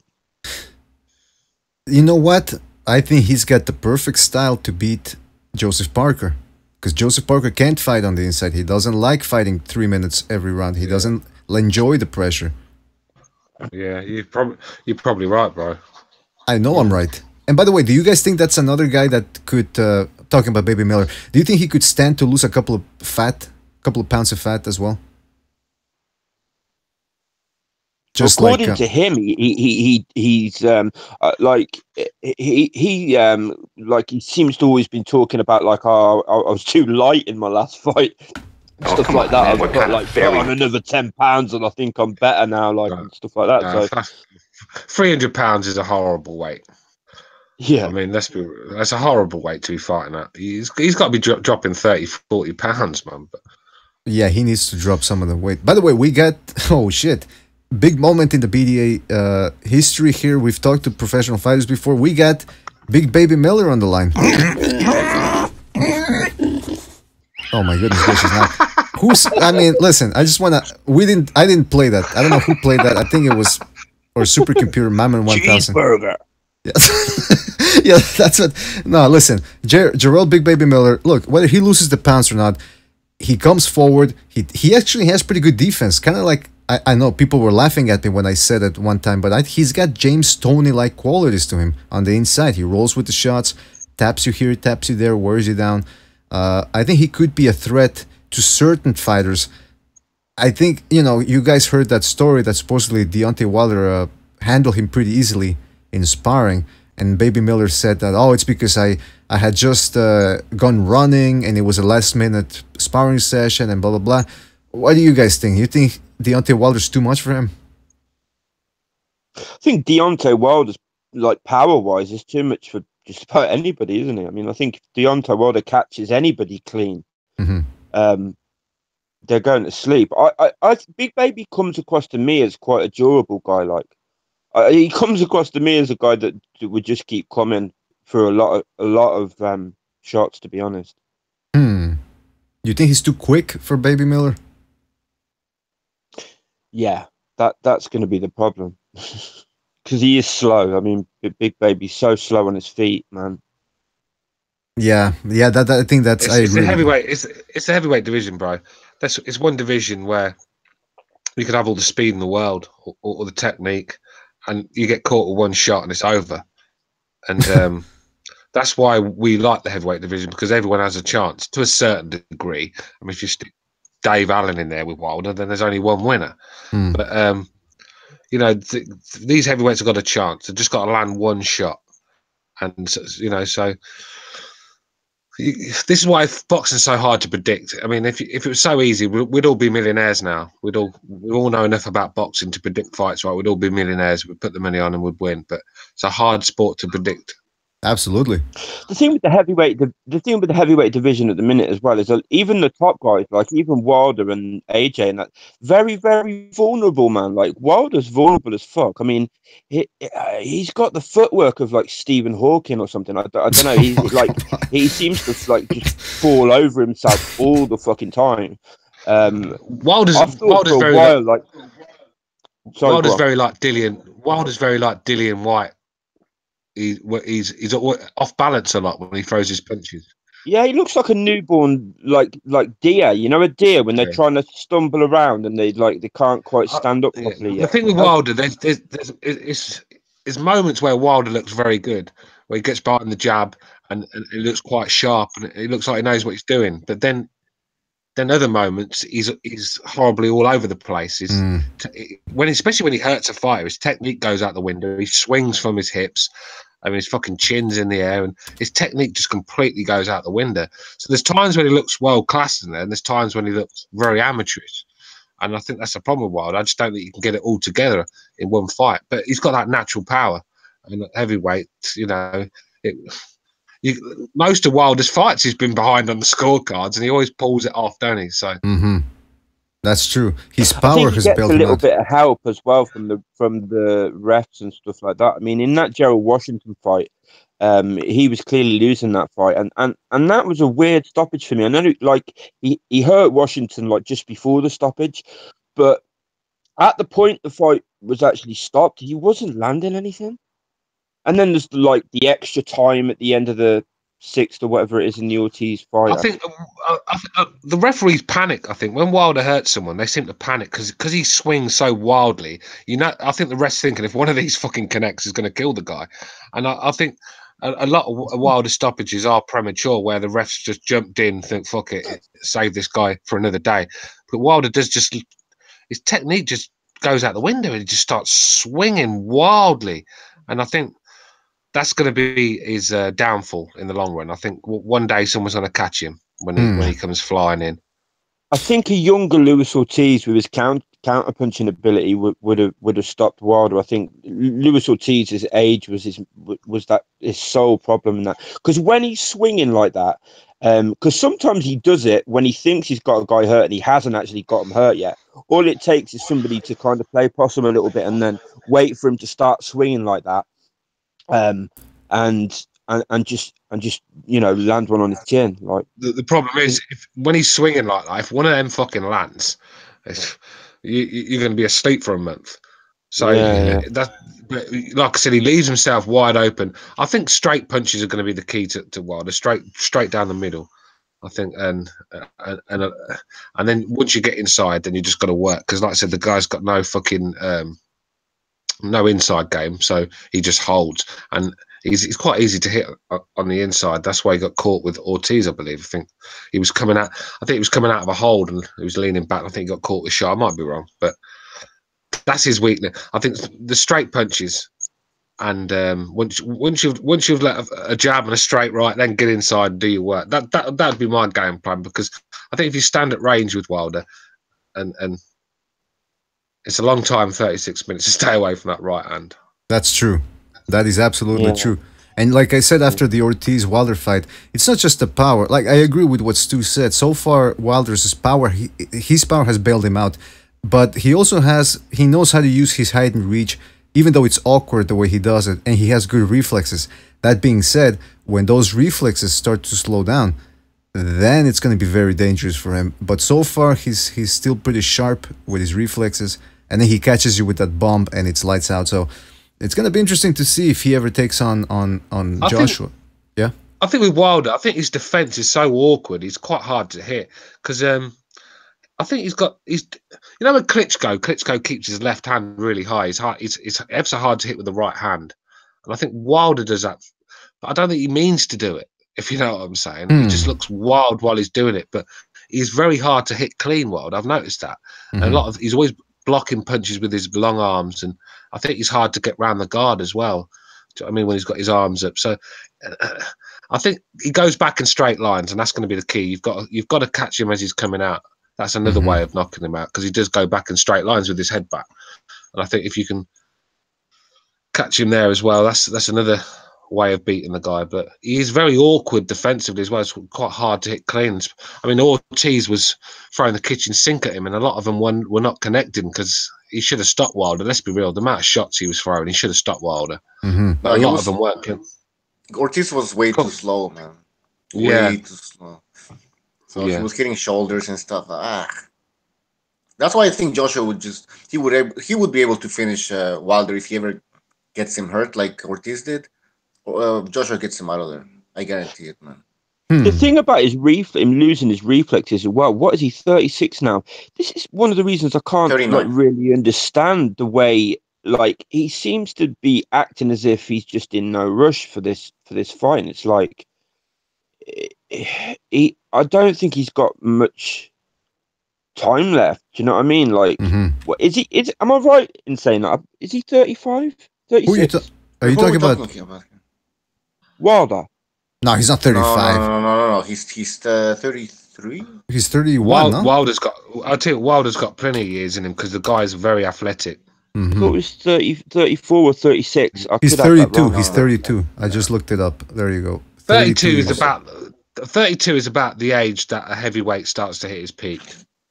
Yeah, he's peak. He's at his peak right now. He's still pretty quick. Yeah, he's got some experience now. Yeah, absolutely. I don't know, if he starts losing those reflexes, he's gonna get caught, man. Because like Stu says, he just backs in straight lines and with his fucking neck all sticking out there. Yeah. So if he starts losing those reflexes, or sometimes he just leaps back and stuff like that. If he starts losing those, the way he swings them arms about, he's quite hard to hit clean, because, like I said, the arms block a lot of the shots. He keeps that left hand quite high, and it's hard to come over with the right hand. I think he must have learned that in the Klitschko camp, because that's something Klitschko does very well. Very hard to hit Klitschko with the right hand.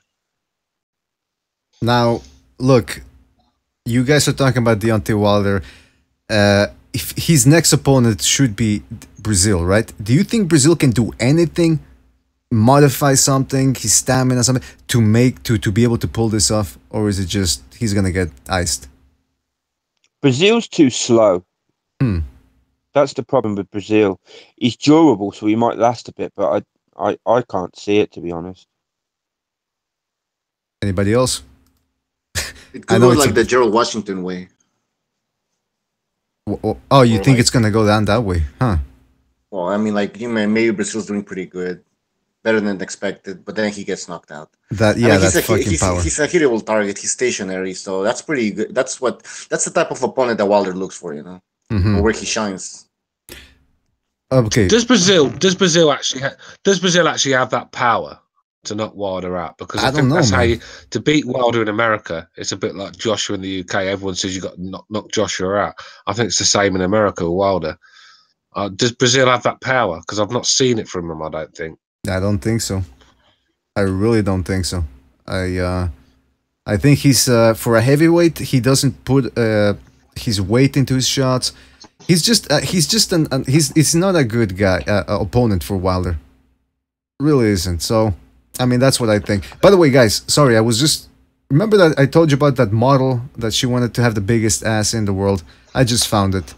Here you see a comparison, how she used to look. She's a Swedish model, apparently, or used to be a model. Now she's, I don't know what she is. But you can see the photo there. On the left, doesn't look that bad. Maybe a little too heavy for some people's taste. And then on the right, it's just I don't know what that is. I mean, she's got. Good lord! What the hell's that? I don't know. It's what the fuck is that? Another one of those women addicted to. It's just another one of those women addicted to plastic surgery. Like there's definitely something wrong with it. Look at this. Here she is at the buffet. It's not even good plastic surgery. It's exactly. It's not even good. Out of balance. Like her body, there's no shape to her body. It's look. No, I mean, I just wanted to. I couldn't end the podcast without finding what I said, because when BDA gives you a piece of unusual news, he's gonna go all the way to get you that piece of news. All right, and I wanted to let people know that I wasn't bullshitting. All right. Anyway, let's move on from the woman who wants to have the biggest ass in the world. Real news in the chat. The worst thing, I'm pretty sure some guy is, yeah. What's the word I'm looking for? Chasing her. Well, apology. That's a very good point, because that's always been the joke, right? Like Jerry Seinfeld made that joke 30-something years ago. He says, no matter what there is out there, there's somebody that's into it. Whether it's a guy with a pig nose or with no arms. Would Cameron eat that ass though? I mean, it's too much for Cameron. He'd probably die. Great ass. Great ass. I mean, I don't know. It's he'd probably suffocate.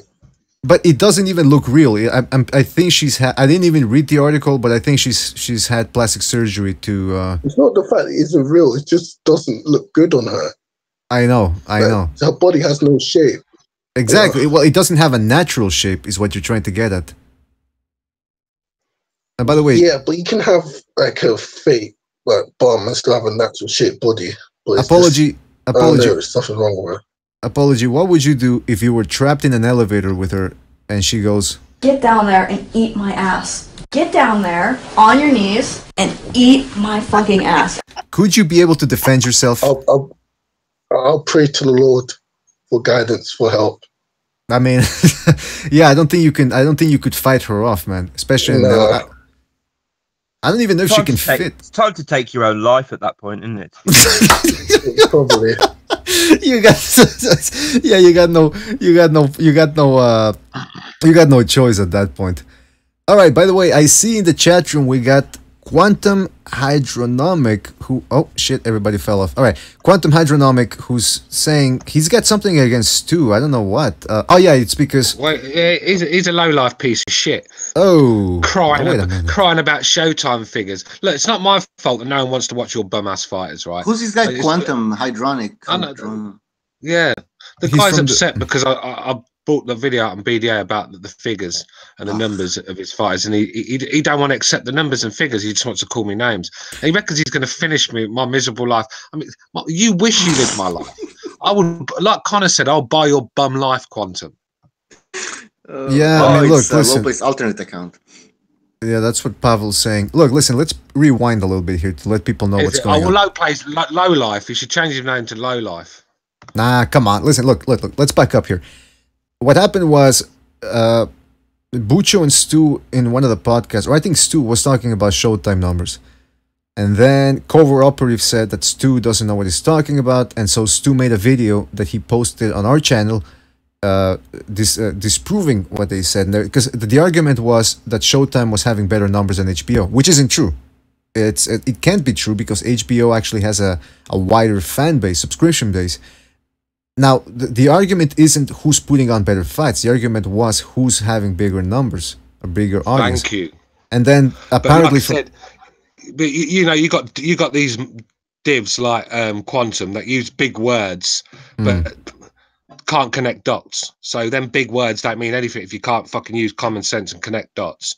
So the fact is, if he doesn't like listening to me, then switch off. You can go and listen to, I'm sure 78 Sports TV will have a post-fight video out soon. Go and listen to him. He'd be raw at your street.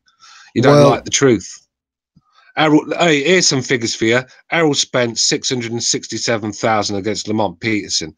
Lucas Matisse versus some bum, 710,000, I think it was. That's everything you need to know. Well, there you go. I mean, listen, I don't know this Quantum Hydronomic guy. I don't even know if... Yeah. I mean, that podcast was a piece of shit, like Stu said. I mean, I allowed Lopez to jump in, and it was just chaotic, man, because the guy says so many things that don't make absolutely no sense, that he numbs your mind, and you're like, because you're in disbelief, you don't know what to reply. You're like, what the fuck is this guy talking about? But then you listen to the show again, and you're like, well, this guy's not making any sense at all. Well, look, listen, the Yeah, he was saying Golovkin doesn't want to fight. He's like, oh, Golovkin. He now realized that fighting twice a year is actually profitable, or like so now he wants like Golovkin never wanted to fight twice a year. It's because of that whole Canelo deal, where he couldn't fight Saunders. So that he's now ended up fighting twice a year, but he wants to fight 3 times a year, and that's what made Golovkin famous. He was constantly on TV and people watching and he saw his knockouts. He became a star. And Lopez is defending these boxers that fight twice a year. The only reason why he's defending these fighters who fight twice a year is because they're PBC fighters. It's the whole Al Heyman fucking PBC plan. That's the only reason why. Like, which boxing fan doesn't want to see a fighter fight more than twice a year? Exactly. Now listen, hold on. I want to say something here because go ahead, man. Well, I'll let you say something after I'm done here real quick. But like Quantum Hydronomic is insulting Stu in the chat, but he's not really offering. I don't see an argument in what he's saying. So Stu, he's just trying to. Why don't he? Hey, why don't but he Stu, find Stu, some Stu, hold on, balls, Stu, right? Stop being an internet thug. Stu, find your balls and ring in and please, we'll talk. Stu, Stop writing in the Stu, chat. come on, man. Listen, Stu, Stu. I mean, this is what Alpha Mal we're dealing with. Look, Stu, come on. Calm down, Stu, calm down. You can see that he's not. Stu, hold on. Let me just say something. You can say. You can see that he's not putting forth any arguments. He's just calling you names. He hasn't got an argument, is he? That's what I'm saying. That's the whole point. That's the whole point, Stu. That's my whole point. Why are you getting stupidity? Words cannot emphasize. Just like he's like it's like a kid. Like he's. I mean, what sort of grown man finds the word stupidity funny? I mean, I was called that in kindergarten, and it weren't funny then. This is the mentality with 70 IQ we're dealing with, and he's got cheat to talk about. I don't know shit about boxing. We'll ring in and we'll debate now, and I'll end you like I've ended a lot of people on this fucking YouTube. But that's what I'm saying. I might not know everything about boxing. I'm not an expert, but I forgot more than he knows. But that's what I'm saying is flash words. But that's what I'm saying is, what do you care? He's not offering any arguments. He's just calling you names, and you're getting worked up but about. He's abusing me in the chat. What do you mean sit here like a little maggot and say nothing? Well, who cares? Why do you care what he thinks? He's not offering any arguments. Because I want to get back at him. I don't care. I just want to get back at him. He's making a fool of himself, and everybody's like looking at his comments and going like, who is this guy? But wait a minute, how can he be an idiot if his name is so smart sounding? Like Quantum Hydronomic, like that's physics, man. He's gotta be smart. He's gotta be smart. Well, I don't think you guys get it. You know, it's all right using big words. It's all right. It's like the lefties. You know, the lefties at university, they've got all the big words and they've got all the exam papers, but they're fucking dumb as they come. They can't connect dots. They're space cadets. So let's not go after the left wings. Just because you got these big words, don't make it. You know, it's called wisdom, and that wisdom might you be don't. Where he's from, you know, because that term "triggered." That's where that comes from, isn't it? The universities, the lefties, and that. I think this guy is proper triggered. You've triggered something in him. Do you know he comes across like? Do you know like a mental patient that just starts blurting out all kinds of stuff? There's no do you know the rhyme or funny? reason Yeah, do you know the funny thing about it? All I did was state facts that was printed on the internet of the figures. That's all I did. I didn't make up a load of bollocks and try to make out these American fighters. No one was watching them, and I was making up the numbers. All I did was read out numbers that was already there for anyone to do their research on, and he gets upset about it. Starts bringing up CBS and every other channel. Oh, well, guess what? Errol Spence did 3 million peak on CBS. So what? Nigel Ben Eubank did 20 million on BBC on ITV in a country of 60 million. Beat that one. Like I said, we can talk about figures all day. Yeah, they started bringing up. Oh yeah, but Showtime they spend less in operations, and so the net worth. No. It's like, what are you guys talking about? Like, Al Heyman had to spend. Al Heyman had to give these guys away. The only reason he was on CBS because Al Heyman paid for him to be on there. How ridiculous and embarrassing is that? Where a fighter has to pay a network to show his ass. Oh shit! You know what? I just forgot. Hold on. Butcher, can we hold on? Because I said apology was gonna say something and I forgot about it. Apology, are you still there? Yeah, it's not really that important. Oh, okay. Go ahead. This is more entertaining. Just let me say something. Like the proof that those $500 million that Al Heyman had are basically gone. The fight on Fox, all right, free TV, whatever. Berto against Devon Alexander. I repeat, Berto against Devon Alexander. Now, is that the best fight you can put on TV? Well, on free TV? Well, what's going on? What happened to Keith Thurman and all these fighters? Why are they all on Showtime? Yeah.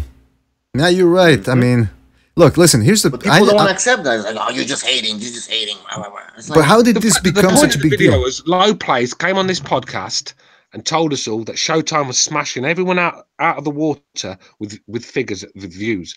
And I said he's talking shit and he wouldn't have it. I told him that HBO had a better roster of fighters. I believe they're better fighters. I'm not saying Showtime don't put on better cards, because they do. They're doing more in boxing than HBO at the moment. But that weren't the argument. The argument was who had the better fighters and what are the figures. And I proved that Showtime weren't smashing everyone out the window because they were losing to everybody. Right. Listen, I got to interject and say, again, why do people take what Lopez says seriously? I mean, this is a guy who once came on the podcast and said, he wasn't kidding, he was being serious. He said he was perfect. I asked him point blank, so you think you're perfect? And he goes, yeah, I am perfect. Like, he wasn't kidding. So I remember that. Yeah, and this is a guy like, who was I'm perfect. It's like, whoa, man. So I mean, come on, are you guys really gonna? Spence and Porter beat Canelo, so there you go. Yeah, I mean, so come on, let's take what he says with a grain of salt here. I mean, if he says Showtime's, he can say he's gonna come up one day. I wouldn't be surprised, and he says he's gonna say that the moon is really made out of cheese. And everybody's going to jump on him and try to debate him. I mean, listen, the guy says some crazy stuff. I don't know if he says it to be provocative or if he really believes him and there's something off with him. But he makes some good points. Don't get me wrong. Yeah. But he's on the spectrum, this guy. I mean... Yeah. I think he plays devil's advocate. He does. He likes to be controversial and come out with bizarre statements, I think. Yeah. But this guy who's abusing him in the chat...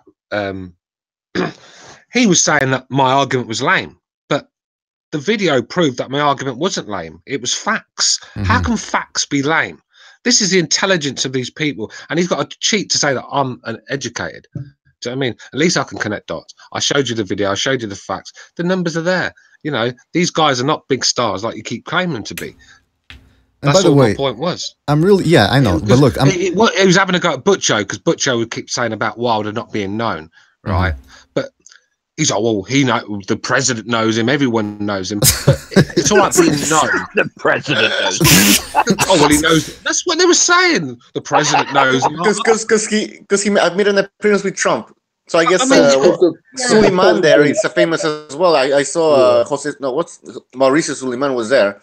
So I guess he's famous too now. Fuck. I mean that Muslim bomb maker, that child that made the bomb at school. He got wait a minute. We gotta back up. He didn't build a bomb. He had a suitcase that looked like a bomb, and he had a clock, but it wasn't. Come on, it wasn't a bomb. Look, listen. What you guys are doing is you're letting facts and the truth get in the way of a good yarn. You need to fucking stop it, and a good fucking story. You need to knock it off, man. Terrible. Exactly. Disgusting behavior. And it's, I mean, come on, listen, guys, we're getting all covert, hydronomic, and all those other guys. We're getting upset and we're disagreeing over numbers. Come on, I mean, is it really worth it? Because we're talking who has better numbers, HBO, Showtime. The reason why they're defending PBC man get upset about it. Sorry, Butcher, go on. The reason why they're defending PBC is because, you know, there's a reason for this. They're defending Al Heyman. They don't want to accept that it's a failure. Now, wait a minute. Right? They don't want to accept that he spent $500 million on nothing. A roster of 200 fighters they had. A roster of 200 fighters. $500 million. All these TV networks that they could show fights at. And for years they were on, and they never increased their numbers. Or look, like Stu said, like the HBO numbers are equal or better than the Showtime numbers. Why is that? What happened to all this money? So this was mismanagement from the part of the PBC. But these fanboys don't want to admit this because of like the Shepherd of Sunset, tribalistic warfare, man. This guy in the that's true. I was just about to say that. The thing is, right, if you look at Al Heyman's like his contracts and stuff, like anybody that looked at those contracts when they first came out would be like, this guy's a fucking, like, why would anybody sign them contracts? I mean, have any of you actually seen those contracts? No, that's a good question. the Heyman contracts. I mean, he like has his hooks into the fighters properly. They can't make any financial decision without like, honest to God, I can't even remember a lot of it. But if you read the contract, nobody in their right mind would sign it. But of course, these young fighters desperate for money. He offers them a few $100,000 or whatever, and they sign on. You know. Oh, but according to Low Place, you know. He puts investments in for him. You know, he's got. I can really see Al Heyman sitting there looking on a computer. Oh, what shares can we get for Charlo? You know, what investments, man? You get a person, that's it. Do you know? So at the end of the day, the fact that Heyman had to pay networks to show his fighters is embarrassing. There's no other word for it. He doesn't do anything for him. He provides a gym. That's all he's contractually obliged to actually provide for him.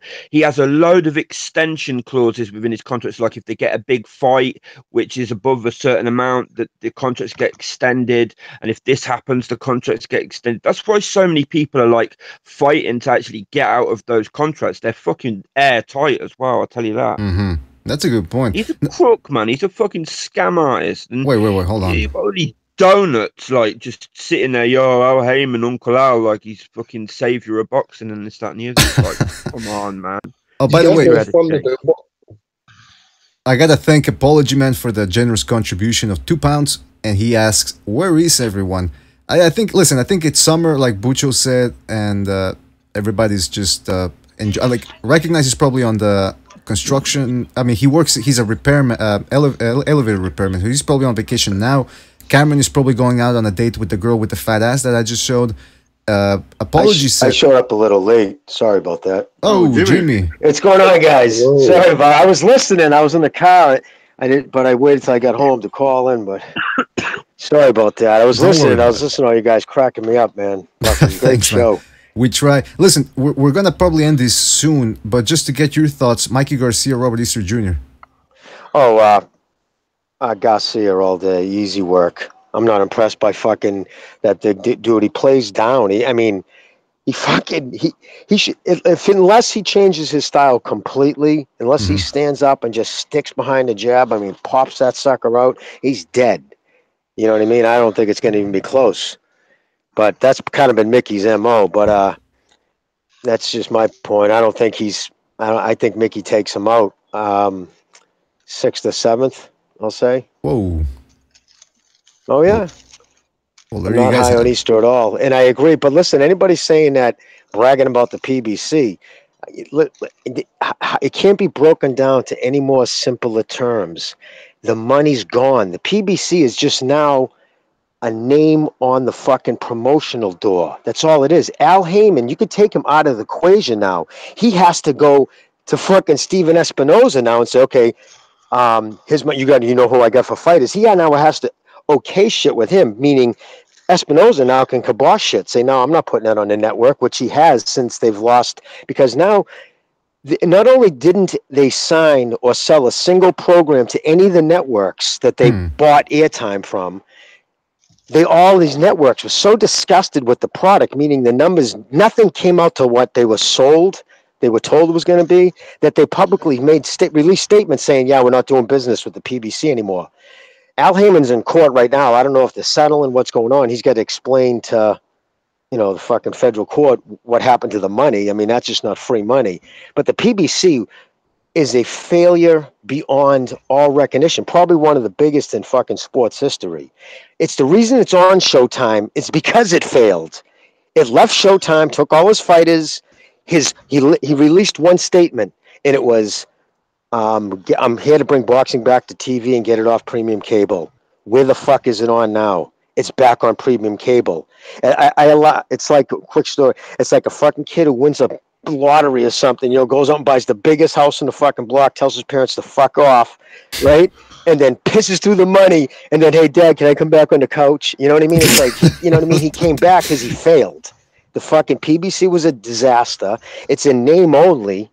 I mean, it's contradiction. Now, Steven Espinoza even said, when they fight on this network, it's not PBC. I also believe he had to say that for obvious legal reasons, because any money coming to the PBC Waddell and Reed's going to want a slice of that. There's going to be vultures looking at those books to find out what's going on. But anyways, I don't want to get fired up. I just get pissed off when I hear about people defending him, and I'm not going to tiptoe around it. It's a black thing. Al Heyman's black. Fucking Aram's a Jew. You know what I mean? It comes down to that. They can suck my balls. I'm not going to dance around it. It's black people. Yeah, it's black people standing up for the black man. That's all it is. But you know what I mean? At least be a man and fucking say what it is. Them trying to fucking, and them trying to hide it by saying we're racist because we see the obvious. And now a bunch of grown men have to talk on YouTube about, well, we all kind of know the underlying bullshit. It's tribalism. It's black people fucking sticking by black people. End of story. This is why I don't care for them. This is why I go back and forth with them. I just don't like these people. They're crybaby little bitches, you know. At the end of the day, they put politics into boxing. They've ruined the boxing community with their garbage. They come on thinking they know everyone. They're arrogant. I just don't like these people. I'm sorry. It's just how it is. Unfortunately, because of the political atmosphere in this country, right, they automatically are coming from a sense of superiority in their head. Because they see it. They got white people, right? And I'm 50 years old, man. I've been around since the day of bus, and they can suck my balls. They don't know what I've been through, okay? What I've seen and shit. And I'm telling you right now, nobody's holding any superiority over me. End of story. 5% of the people living in this country are fucking related to slave owners. 5%. They ain't getting an apology from me. My family came here from fucking in 1870. Everybody, hey, I'm half Irish, half Italian. There was signs when my grandfather, the building that he eventually bought and owned a jewelry store in, when he started there and he found it in the basement, we don't hire Irish. Okay, when his family came here, they were spit upon. They were living like animals in sewers. Everybody had a right. But you know what they did do? Because they came here in the 1860s. They fought to free them. My family never owned any black people, but they died to free them. But now, 4 generations later, I'm supposed to tiptoe around it now when they can fucking get on TV and make fun of us. They can talk like white people, and it's a fucking joke. And if you even remotely say something, it can be considered even slight. Your career's over. You're done. Listen, they got nothing on me. They can fucking tweet about me. They say, you know what? Fuck you. It ain't affecting my life. And if you criticize the PBC, well, you know where that's coming from, right?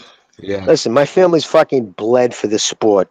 I have a great uncle who was on fucking Ring magazine cover in 1927. I grew up with Mickey Ward. I don't want to fight, you know what I mean? Seriously, I've been around this since my earliest memories was fucking sitting in Freddie Roach's mama's lap at the Golden Gloves. I've seen it all. And I remember when there was straight racism. I was at the Golden Gloves when people would yell nigger. Just straight yelling. Why the fuck that? Just yelling. I remember being 6 years old and knowing in my heart that ain't right. I didn't need social media to tell me that wasn't right. I knew that wasn't right. You just know certain shit isn't right. And if you're raised right, you know it isn't right. I wasn't raised to think that way.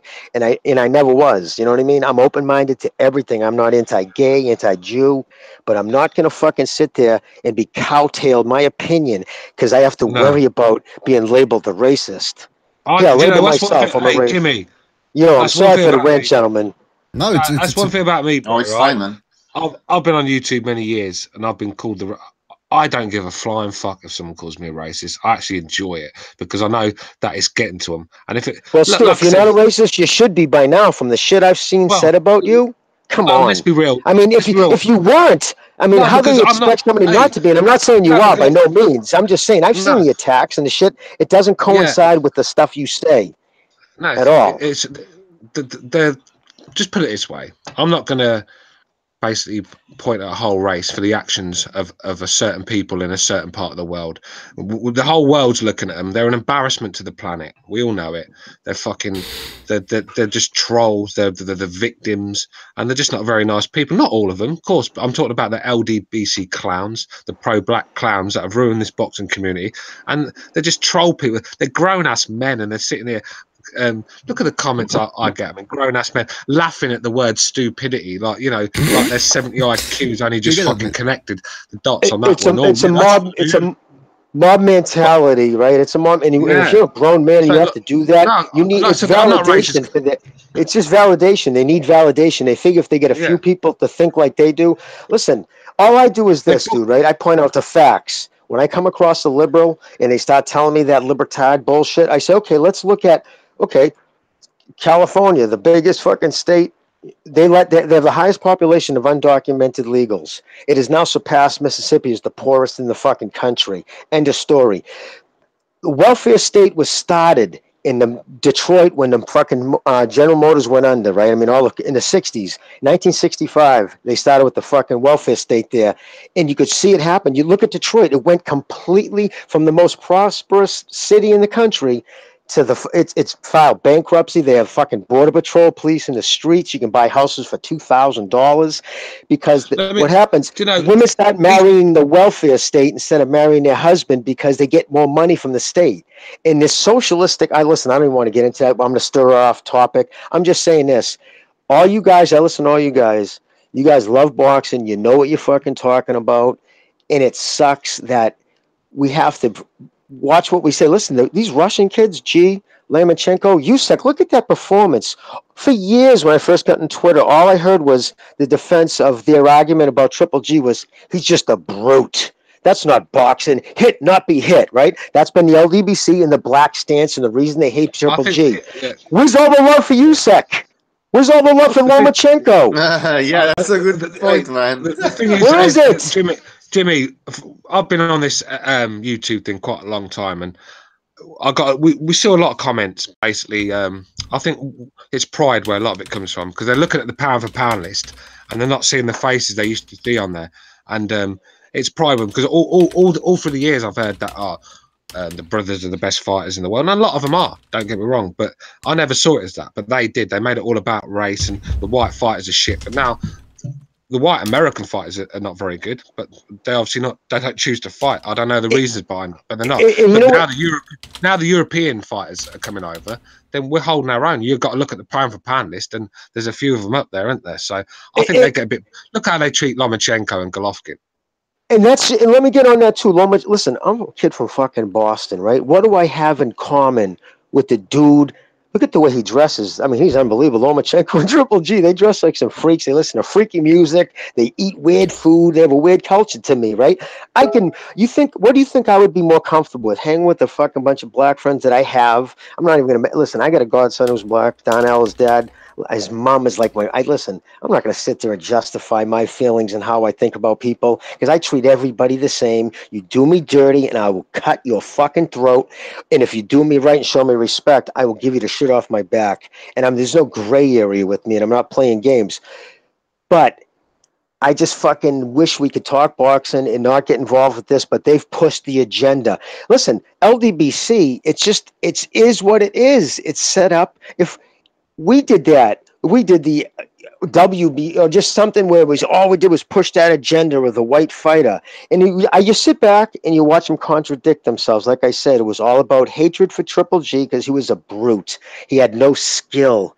And then it was almost like a godsend. And then right in his shadows comes this Lomachenko. And I don't give a fuck how good a defensive fighter Floyd was. And he was one of the best in my lifetime I've probably ever seen, him and Pernell Whitaker. And he's probably one of the hottest training guys I've ever seen. And I don't like him as a person.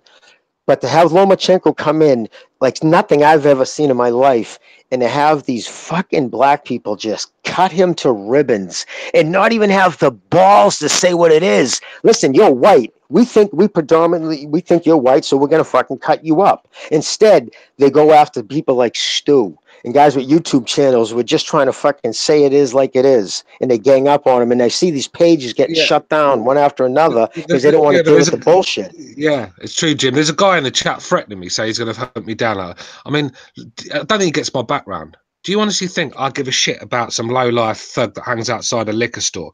When I come from a gypsy background, I've probably got about 50 cousins. Are you a gypsy, dude?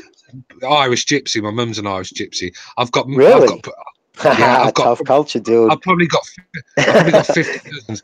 30 of them are monsters, but a lot of them are bare knuckle fighters.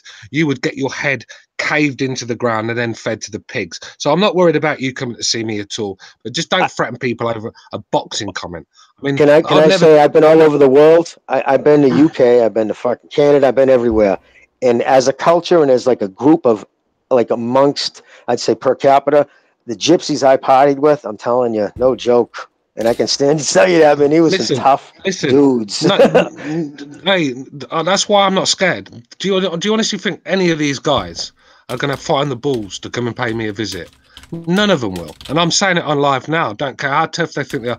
None of them will make it home. So I'm not anybody bothered. who's threatening anybody on fucking threatening somebody through a screen. Come on, they can't afford the gas money to get to the airport. He hasn't even got a passport to come and see me for a start. Can I? Food. Hey, airliners don't take food stamps for a start. So how's he going to get here? And like I said, I'm no tough guy, but I've got a lot of people that care about me that are tough guys, and they're not going to let some muppet come and fucking cause me harm. So it doesn't worry me. It's just very stupid that over a video I did with facts. I mean, how can you dismantle facts? He said that he dismantled my argument, but how can you dismantle facts? I just don't get that. Listen, who cares, man? And by the way, Butcher, I gotta ask you something, because it was Quantum Hydronomic or whatever. He like Stu said, he threatened him. How come I didn't see the comment on the YouTube page, but it is on the YouTube chat? I don't have live chat enabled. Is that why? I have no idea. I saw the comment though. Yeah, I saw it on the side, but I didn't see it on the screen. Like I think it's because we put some filters up so that we don't have too many trolls. But so the algorithm works. It detects when something doesn't deserve to be up on the screen. But look, listen, you guys hit it right on the money. We've talked about this before about racism in boxing, and I gotta tell you, my position is I don't care. I've accepted it even before I came onto the YouTube scene. When Bucho told me about it, I was like, all right, so there's people that are racist. Who I like, all right, well, what else can I do? I'm not gonna try to convert them. And even if I wanted to try to convert them, when somebody already has an idea of you in their head, there's nothing you can do to convince them. If you try to be nice, they're gonna think you're trying to deceive them. And if you act tough or something, they're gonna go, oh, see, I told you, the guy's a fucking asshole. So it's a lose-lose situation. So I suggest we don't pay attention to it, and that we stick to boxing and other goody, entertaining, related subjects. That's what I told you the Twitter that I saw today, right? Right.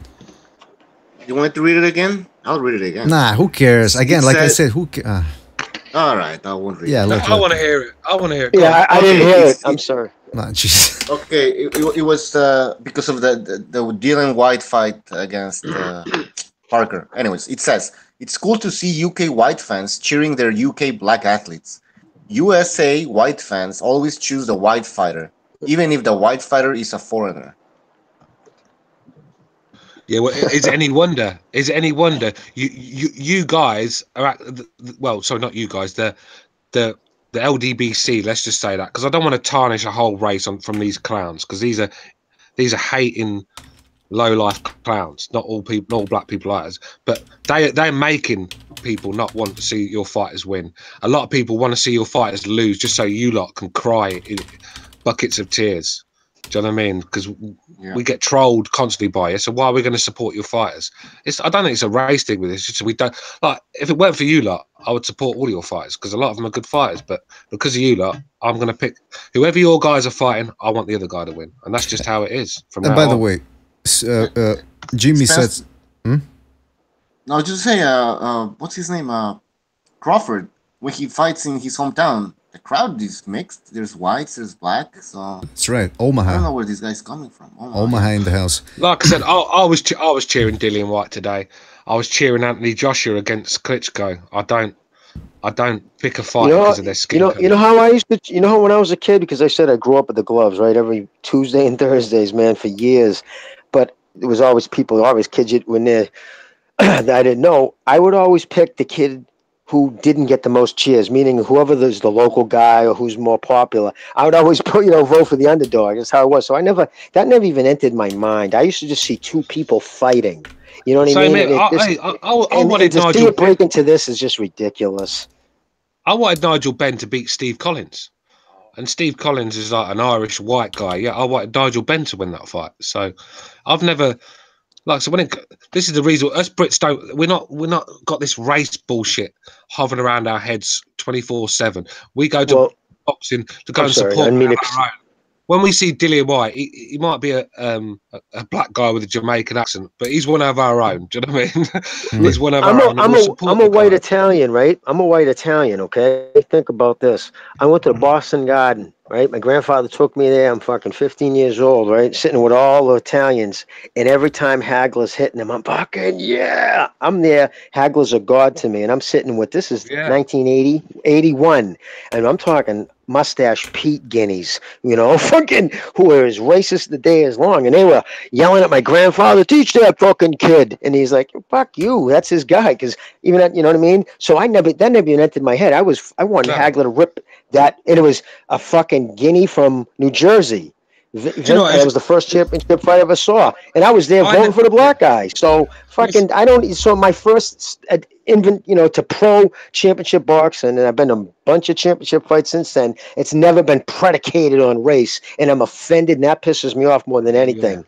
But do you know, I've been a boxing fan since I was a kid, and the only time race ever come into boxing, I only started realizing it when I started mixing with Americans on the internet. That's when all the race, I didn't realize that was a big problem. I didn't realize that we had to pick our own race in a fight. Do you know what I mean? I just picked the guy that I wanted to win. And I only realized how racist boxing was is when I started mixing with Americans. Let me tell you something. Jimmy made a very good point about being upfront about your feelings. Like, if you're going to be a racist, be a racist. If you're not a racist, then you don't really have to say it, because people are going to know. But I tell you something.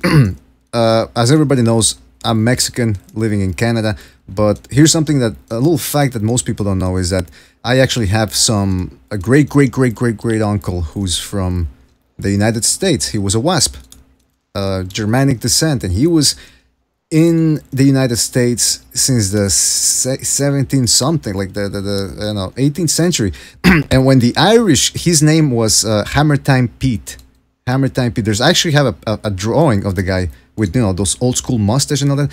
And when the Irish came to the United States and they started taking away the jobs, begging for food, that streets went to crap. So I'm gonna say it right here, right now. I am a racist against Irish. I'm sorry. Just the way it is. I'm racist against the Irish. So, Stu, I hope you can forgive me, but no Irish. Can't handle the Irish. I'm sorry. And listen, you're from Montreal, right? You live in Quebec. You and Bucho, right? That's right.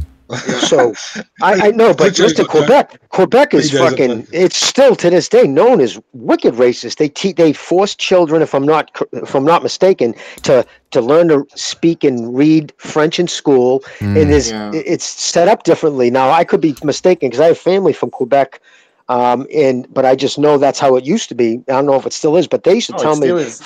But it's brutal for people who come there, and you're forced to assimilate. There's none of that, we're going to start our own culture. They don't allow it. So no, that's true. But that's kind of good, though. Listen. I mean, you have all these issues now in Europe, so... What I'm saying is you guys can speak, but you guys can obviously speak, because being from, like you said, from Mexican, I'm sure you've run into it at some point, that you can understand what discriminations. So when they talk to you like you guys don't understand... Come on, it's an insult. Yeah, English speakers in Montreal are like treated pretty bad sometimes because they want you to speak French, and sometimes they start yelling at you if you speak to them in English, like at the store or whatever. You have the French police. The Montreal Canadiens still won't hire a coach unless he speaks French. Yeah. It's fucking insane. Yeah, that's why they never win since 1993. Because the French papers, the French sports guys go fucking pissed because they want to interview in French because some of their sports writers can't even speak English. It's nuts. Interesting, man. And by the way, Jimmy, you're Italian? I thought you were Irish. Well, no, I'm Irish. Actually, I'm kind of a mutt, to be honest with you. I got German, Irish, French, and Italian.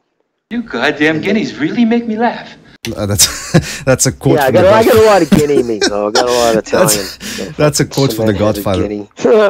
That was Mo Green. And I'm not choked up on words. People can call me Guinea. I laugh. That's another thing. Know what's happened? The world's become too comfortable. Everybody's got their phones, and what happens in society? When anybody gets too comfortable, they need things to bitch about. And they have to search things out to complain about. Mm-hmm. You know what I mean? Third world countries, they're too busy feeding themselves. Worried about what's for dinner. Absolutely. To worry about my agenda.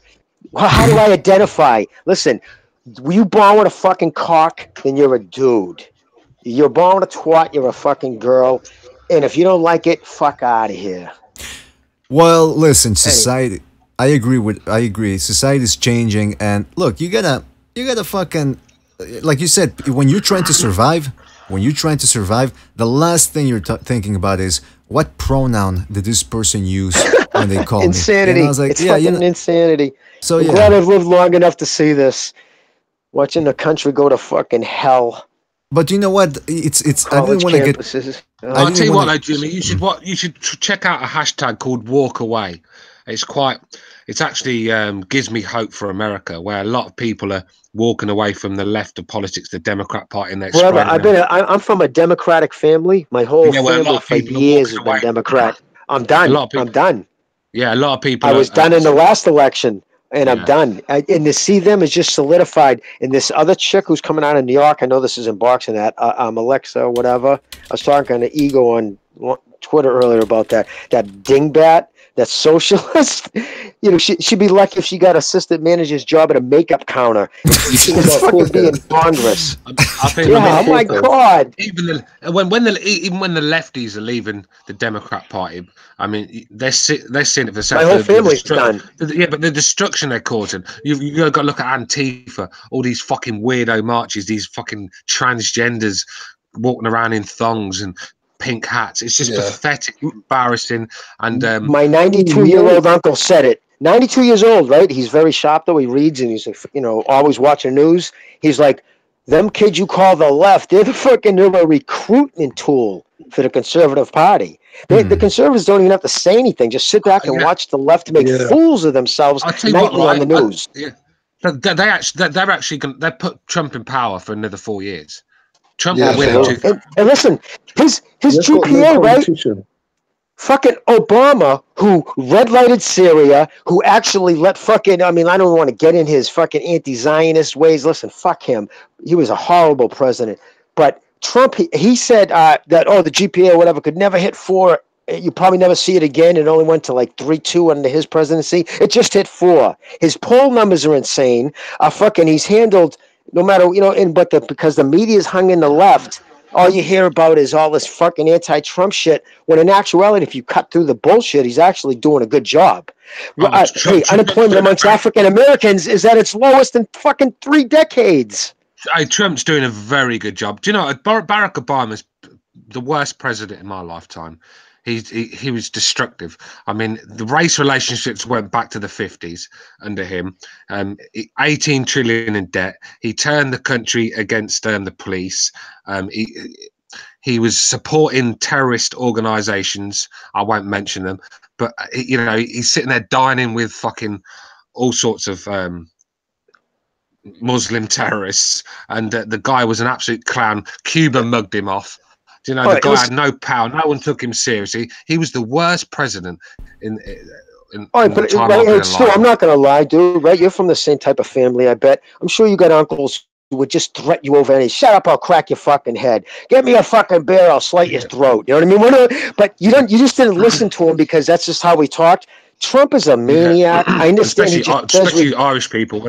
He says Irish people. Trump says ridiculous things. You don't take him at what he says. He's just barking out at Twitter. Maybe someone should take his phone away from him. But it's what he does behind closed doors. You know what I mean? And he has. If you just look at his numbers and all the statistics, everything's going in a good direction. And because the left is pissed because they lost, and Trump gave the finger to the media, and he was an outsider, so he had everything going against him. And the fact that he won, he's giving the fingers to everybody. And it's just like they're all like crying in his soup. Do you know what was refreshing about that hashtag walkaway movement, where that a lot of them were black people, where they've realized that the Democrats are not going to help these people. Black people will never move forward with the Democrats in charge of them. You only got to look what they've done to the cities. They've took all the jobs to China and give them. They want open borders so all these people can come in and undercut black people's jobs. And I can't understand why black people would want to vote for a party that created the KKK and the Jim Crow, and it's just mind-blowing. All right, listen, Stu, real quick now. This is the last thing I'll say, right? Real quick, the Stapleton family. I'm going to tell you about these 2 kids, Corey, my age. Back in the day, their dad got killed in Vietnam. Their mom worked 3 jobs. They were close friends of mine, right? Donnell's the cousin, the one who's the godson. Anyways, these 2 brothers, right? The mom worked 3 jobs because she said, my kids will not see me take welfare or, any kind of help because it won't set a good example. Corey went on to be a fucking an aircraft fighter pilot flying Hornets off fucking decks. Do you know how brilliant you have to be to do that? And his older brother Scotty became an orthopedic surgeon. All right. Because the mother worked 3 jobs and said, listen, it's going to set a bad example. And she knew, and I'll tell you, the most successful brothers I knew, and because of that type of attitude, what you're just saying, the welfare state and Democrats giving, and it's just not black people, it's just poverty in general. You can't take from the rich to give to the poor to solve a problem. The only thing you're going to get there is a civil war. There was a white woman on there, right? And she was saying the reason why she left the Democrat, one of the reasons is that when she was on food stamps for a while, benefits, whatever you call it, what do you call it over? Welfare, you call it welfare over there. Well, she obviously, her and her husband went to get to welfare, and the woman actually said to her, have you thought about divorcing your husband? And the woman go, why would I want to divorce my husband? She goes, because we can help you a lot more if he's not in the house. I mean, this is what they're telling women to do behind our backs, divorce us, so they can.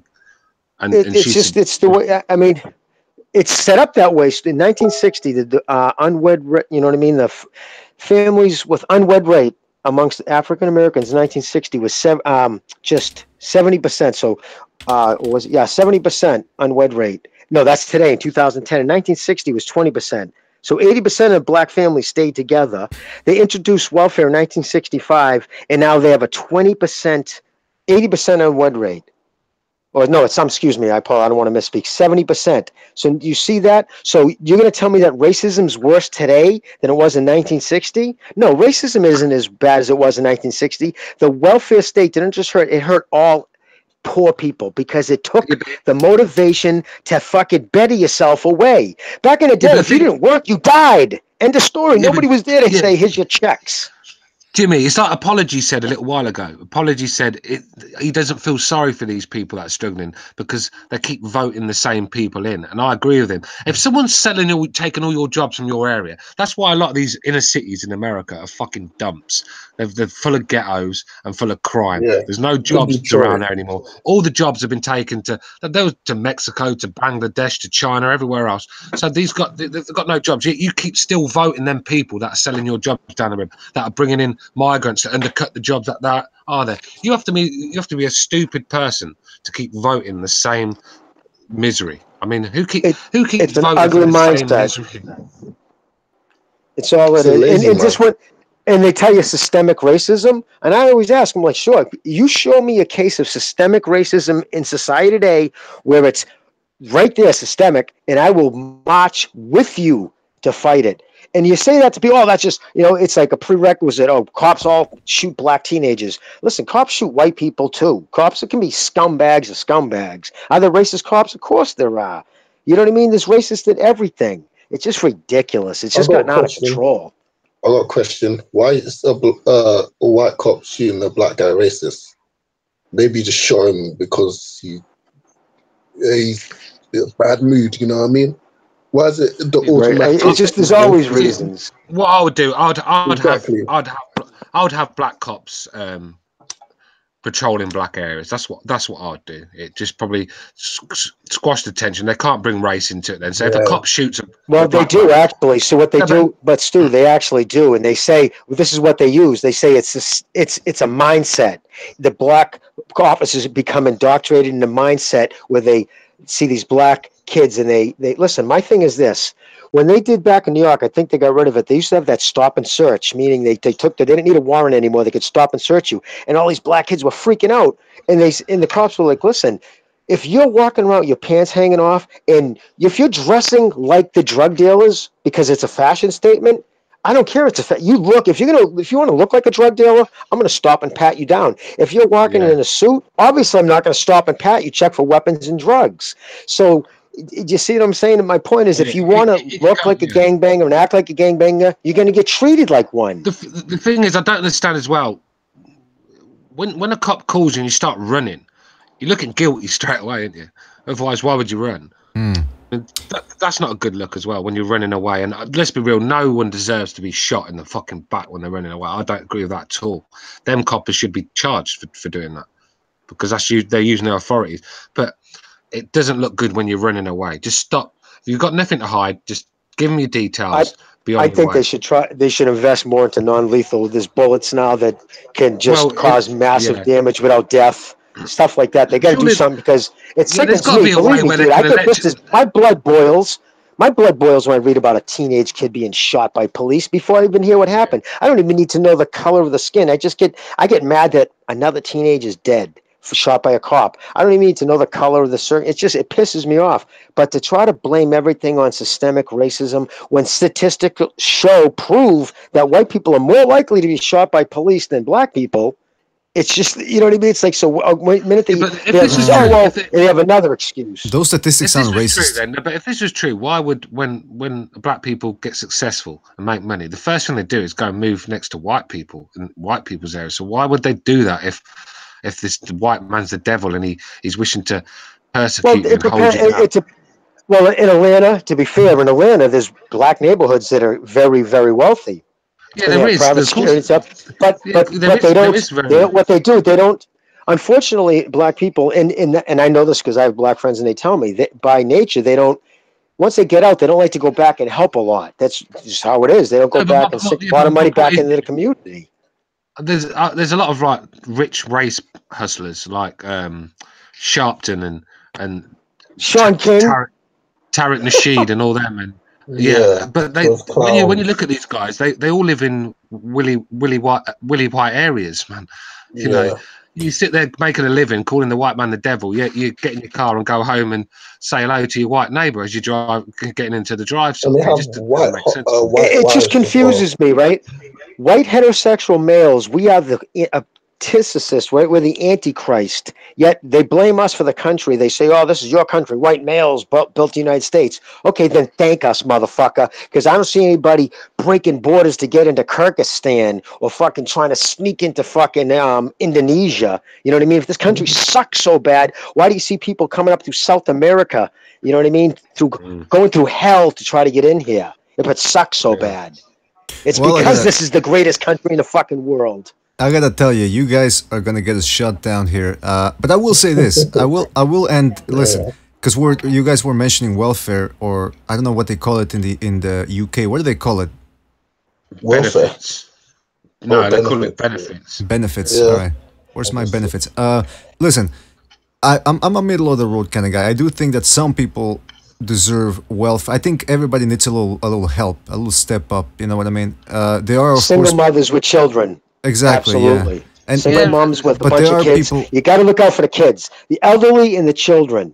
If you're fucking over 18 and you can work, you won't get shit. End of story. But children and elderly, you got to take care of them. That's just the humane and the thing is, though, like I said, if you're not going to give 18-year-olds welfare, you've got to have some sort of jobs for them to go into. You can't just expect them to hang the streets because you're defeating the object. They've got to have something to do, some sort of course in college or some sort of apprenticeship. But hopefully Trump can do that, you know. My theory is we need to look at our infrastructure is falling apart in this country. Our highways are terrible. Our bridges are terrible. We need to do what FDR did to spark the economy. We need a massive fucking haul. Get everybody to work, man. You want to, you know what I mean? I'm just saying there's work to be had. It's just everybody's putting it into the high tech. That's what I mean. Obama had money for everybody else. Yeah, he's up for his own fucking people in America. He didn't do anything for Americans. He fucking give money away left, right, and center of American taxpayers' money. Obama cared what other countries thought of him. He always stayed politically correct. He always wanted to be seen as the good guy, even by other countries. Trump is. I don't care what other countries think of me. I'm only about America. Leaders didn't respect Obama. That's why they just used him. Look at NATO. Weren't paying. There's only UK, I think, and France that was paying anything towards it. Trump comes in. They're all fucking putting their hands in their pockets. He let ISIS take over fucking a third of fucking Middle East. And he didn't do shit until fucking they were on the doorstep of American oil in Kurdistan. It's ridiculous. I see. You say anything about LGBT and he's fucking on it like a rash, isn't he? All right, now hold on. That's the only thing he seems to care about in America. I see some suspicious activity on our internet connection. I think we're about to get shut down. So before that happens, guys, Very interesting conversation. Unfortunately, the Showtime fights are gonna start in about half an hour, and I gotta get some things done here before that starts. But again, I want to thank you guys for coming on. Very interesting conversation. Sorry for coming late, guys. I was just, but thanks for having me on, guys. Well, as always, and Stu, and Apology as well, and Abstract Boxing and stuff also came in, and Bucho was here, my co-host. So, but you guys, we gotta do another second Renaissance, because you and Stu and Apology, you guys can riff off each other with this subject for hours. So we should do a second Renaissance podcast just on. I think we should do a review of Trump's reign so far. That'd be fun. I'll tell you guys, follow Steve Crowder, Louder with Crowder on YouTube. Right. That's a funny right-wing motherfucker, man. He does some funny shit. He's a real big-time guy. I'm not sorry for dropping other YouTube names, man. But yeah, he's funny. Well, no, yeah, you can. I mean, we don't got anything. We don't got anything against you mentioning another YouTuber. Mention all the YouTubers you want. I mean, I don't have any problem with that. But one thing is, you do have to keep your eyes open and your eyes and ears open, and have an open mind. You know, when you're watching something, because again, it's this whole right wing versus left wing thing. That's just it's about what's right for a country. Hey, not necessarily. You want to know how fucking open-minded I am, dude? Back in 1989, when my friend Roger was dying of AIDS, he was gay, known since we were children, right? When his family wouldn't go in. This was back when people were still wearing masks and they thought you could touch it with touch. I don't know, I'll get upset, but he died. I was holding his hand when he died. I was marching in the fucking 90s for AIDS and shit. So, you know what I'm saying? Like, I'm very open-minded. I'm not saying you're saying I'm not. I'm just letting you know that I'm not this, like a lot of people my age, pig-headed, closed-minded freaks. I'm not. Right. My only thing is don't hurt children or elderly, and I don't care what you do. It's your own life. But so I am very liberal in a lot of my views, but I just don't like... Listen, I'm poor in reality compared to most people, rich people that is, but I will still pick up a gun and fight for a millionaire's money to have him have the right to keep his money in this country. That's all I'll say. But anyways. Very well said. Thanks again, brother. Oh, absolutely. Thank you for being on, everybody. Stu, Apology, Jimmy, Abstract Boxing, King Bucho. And you guys take care. Enjoy the fights. Take it easy, you know, don't fucking, let's not get all worked up, especially when it comes to, you guys were talking about serious subjects, and before that we were talking about boxing, and these people believe this about Showtime, and now it's this, and that. Like, boxing is small stuff. It's supposed to be fun, to distract us precisely from the things that really matter, and that get your blood boiling, because there's a lot of injustices out there. So, let's take it easy, when we do the boxing shows and all that, let's not, let some other boxing groups get to us. But again, I want to thank you guys for coming on. I hope you enjoy the fights. Hopefully, I think Bucho's gonna do a show tomorrow, post-fight. I think, I'm not sure. I gotta talk to him to discuss the Mikey Garcia fight. Otherwise, I'm gonna do one midweek if he doesn't do it, because I'm not free until the meet Wednesday, Thursday. But again, thank you guys for coming on. Really appreciate it. I hope you take care. Have a good night. And I'm just going to say goodbye to the people in the chat room now. Shout out to Grievous, Overhand, Shepherd of Sons, Apology Man, Real News, Cover Operative who was here. He was getting into it against Stu, John Gonzalez, Cachnello, Pavel, Apology Man was here as well, Quincy Pinola. You guys know who you are. Thanks for being on. If I forgot anybody, that's only because I can't go back anymore with the chat list. But again, guys, hope you enjoy the fights. We got more fights coming up next week. Also, Sergey Kovalev versus Elader Alvarez. Billy Dib on Friday against Tevin Farmer. This summer's, it's been pretty good. We're gonna have to do a retrospective, mid-year retrospective. If you think about it, August is almost here. Then we got 4 more months, and then it's 2019. 2019, my goodness gracious. Alright guys, thanks again for joining us. We'll see you the next one, folks. Take care.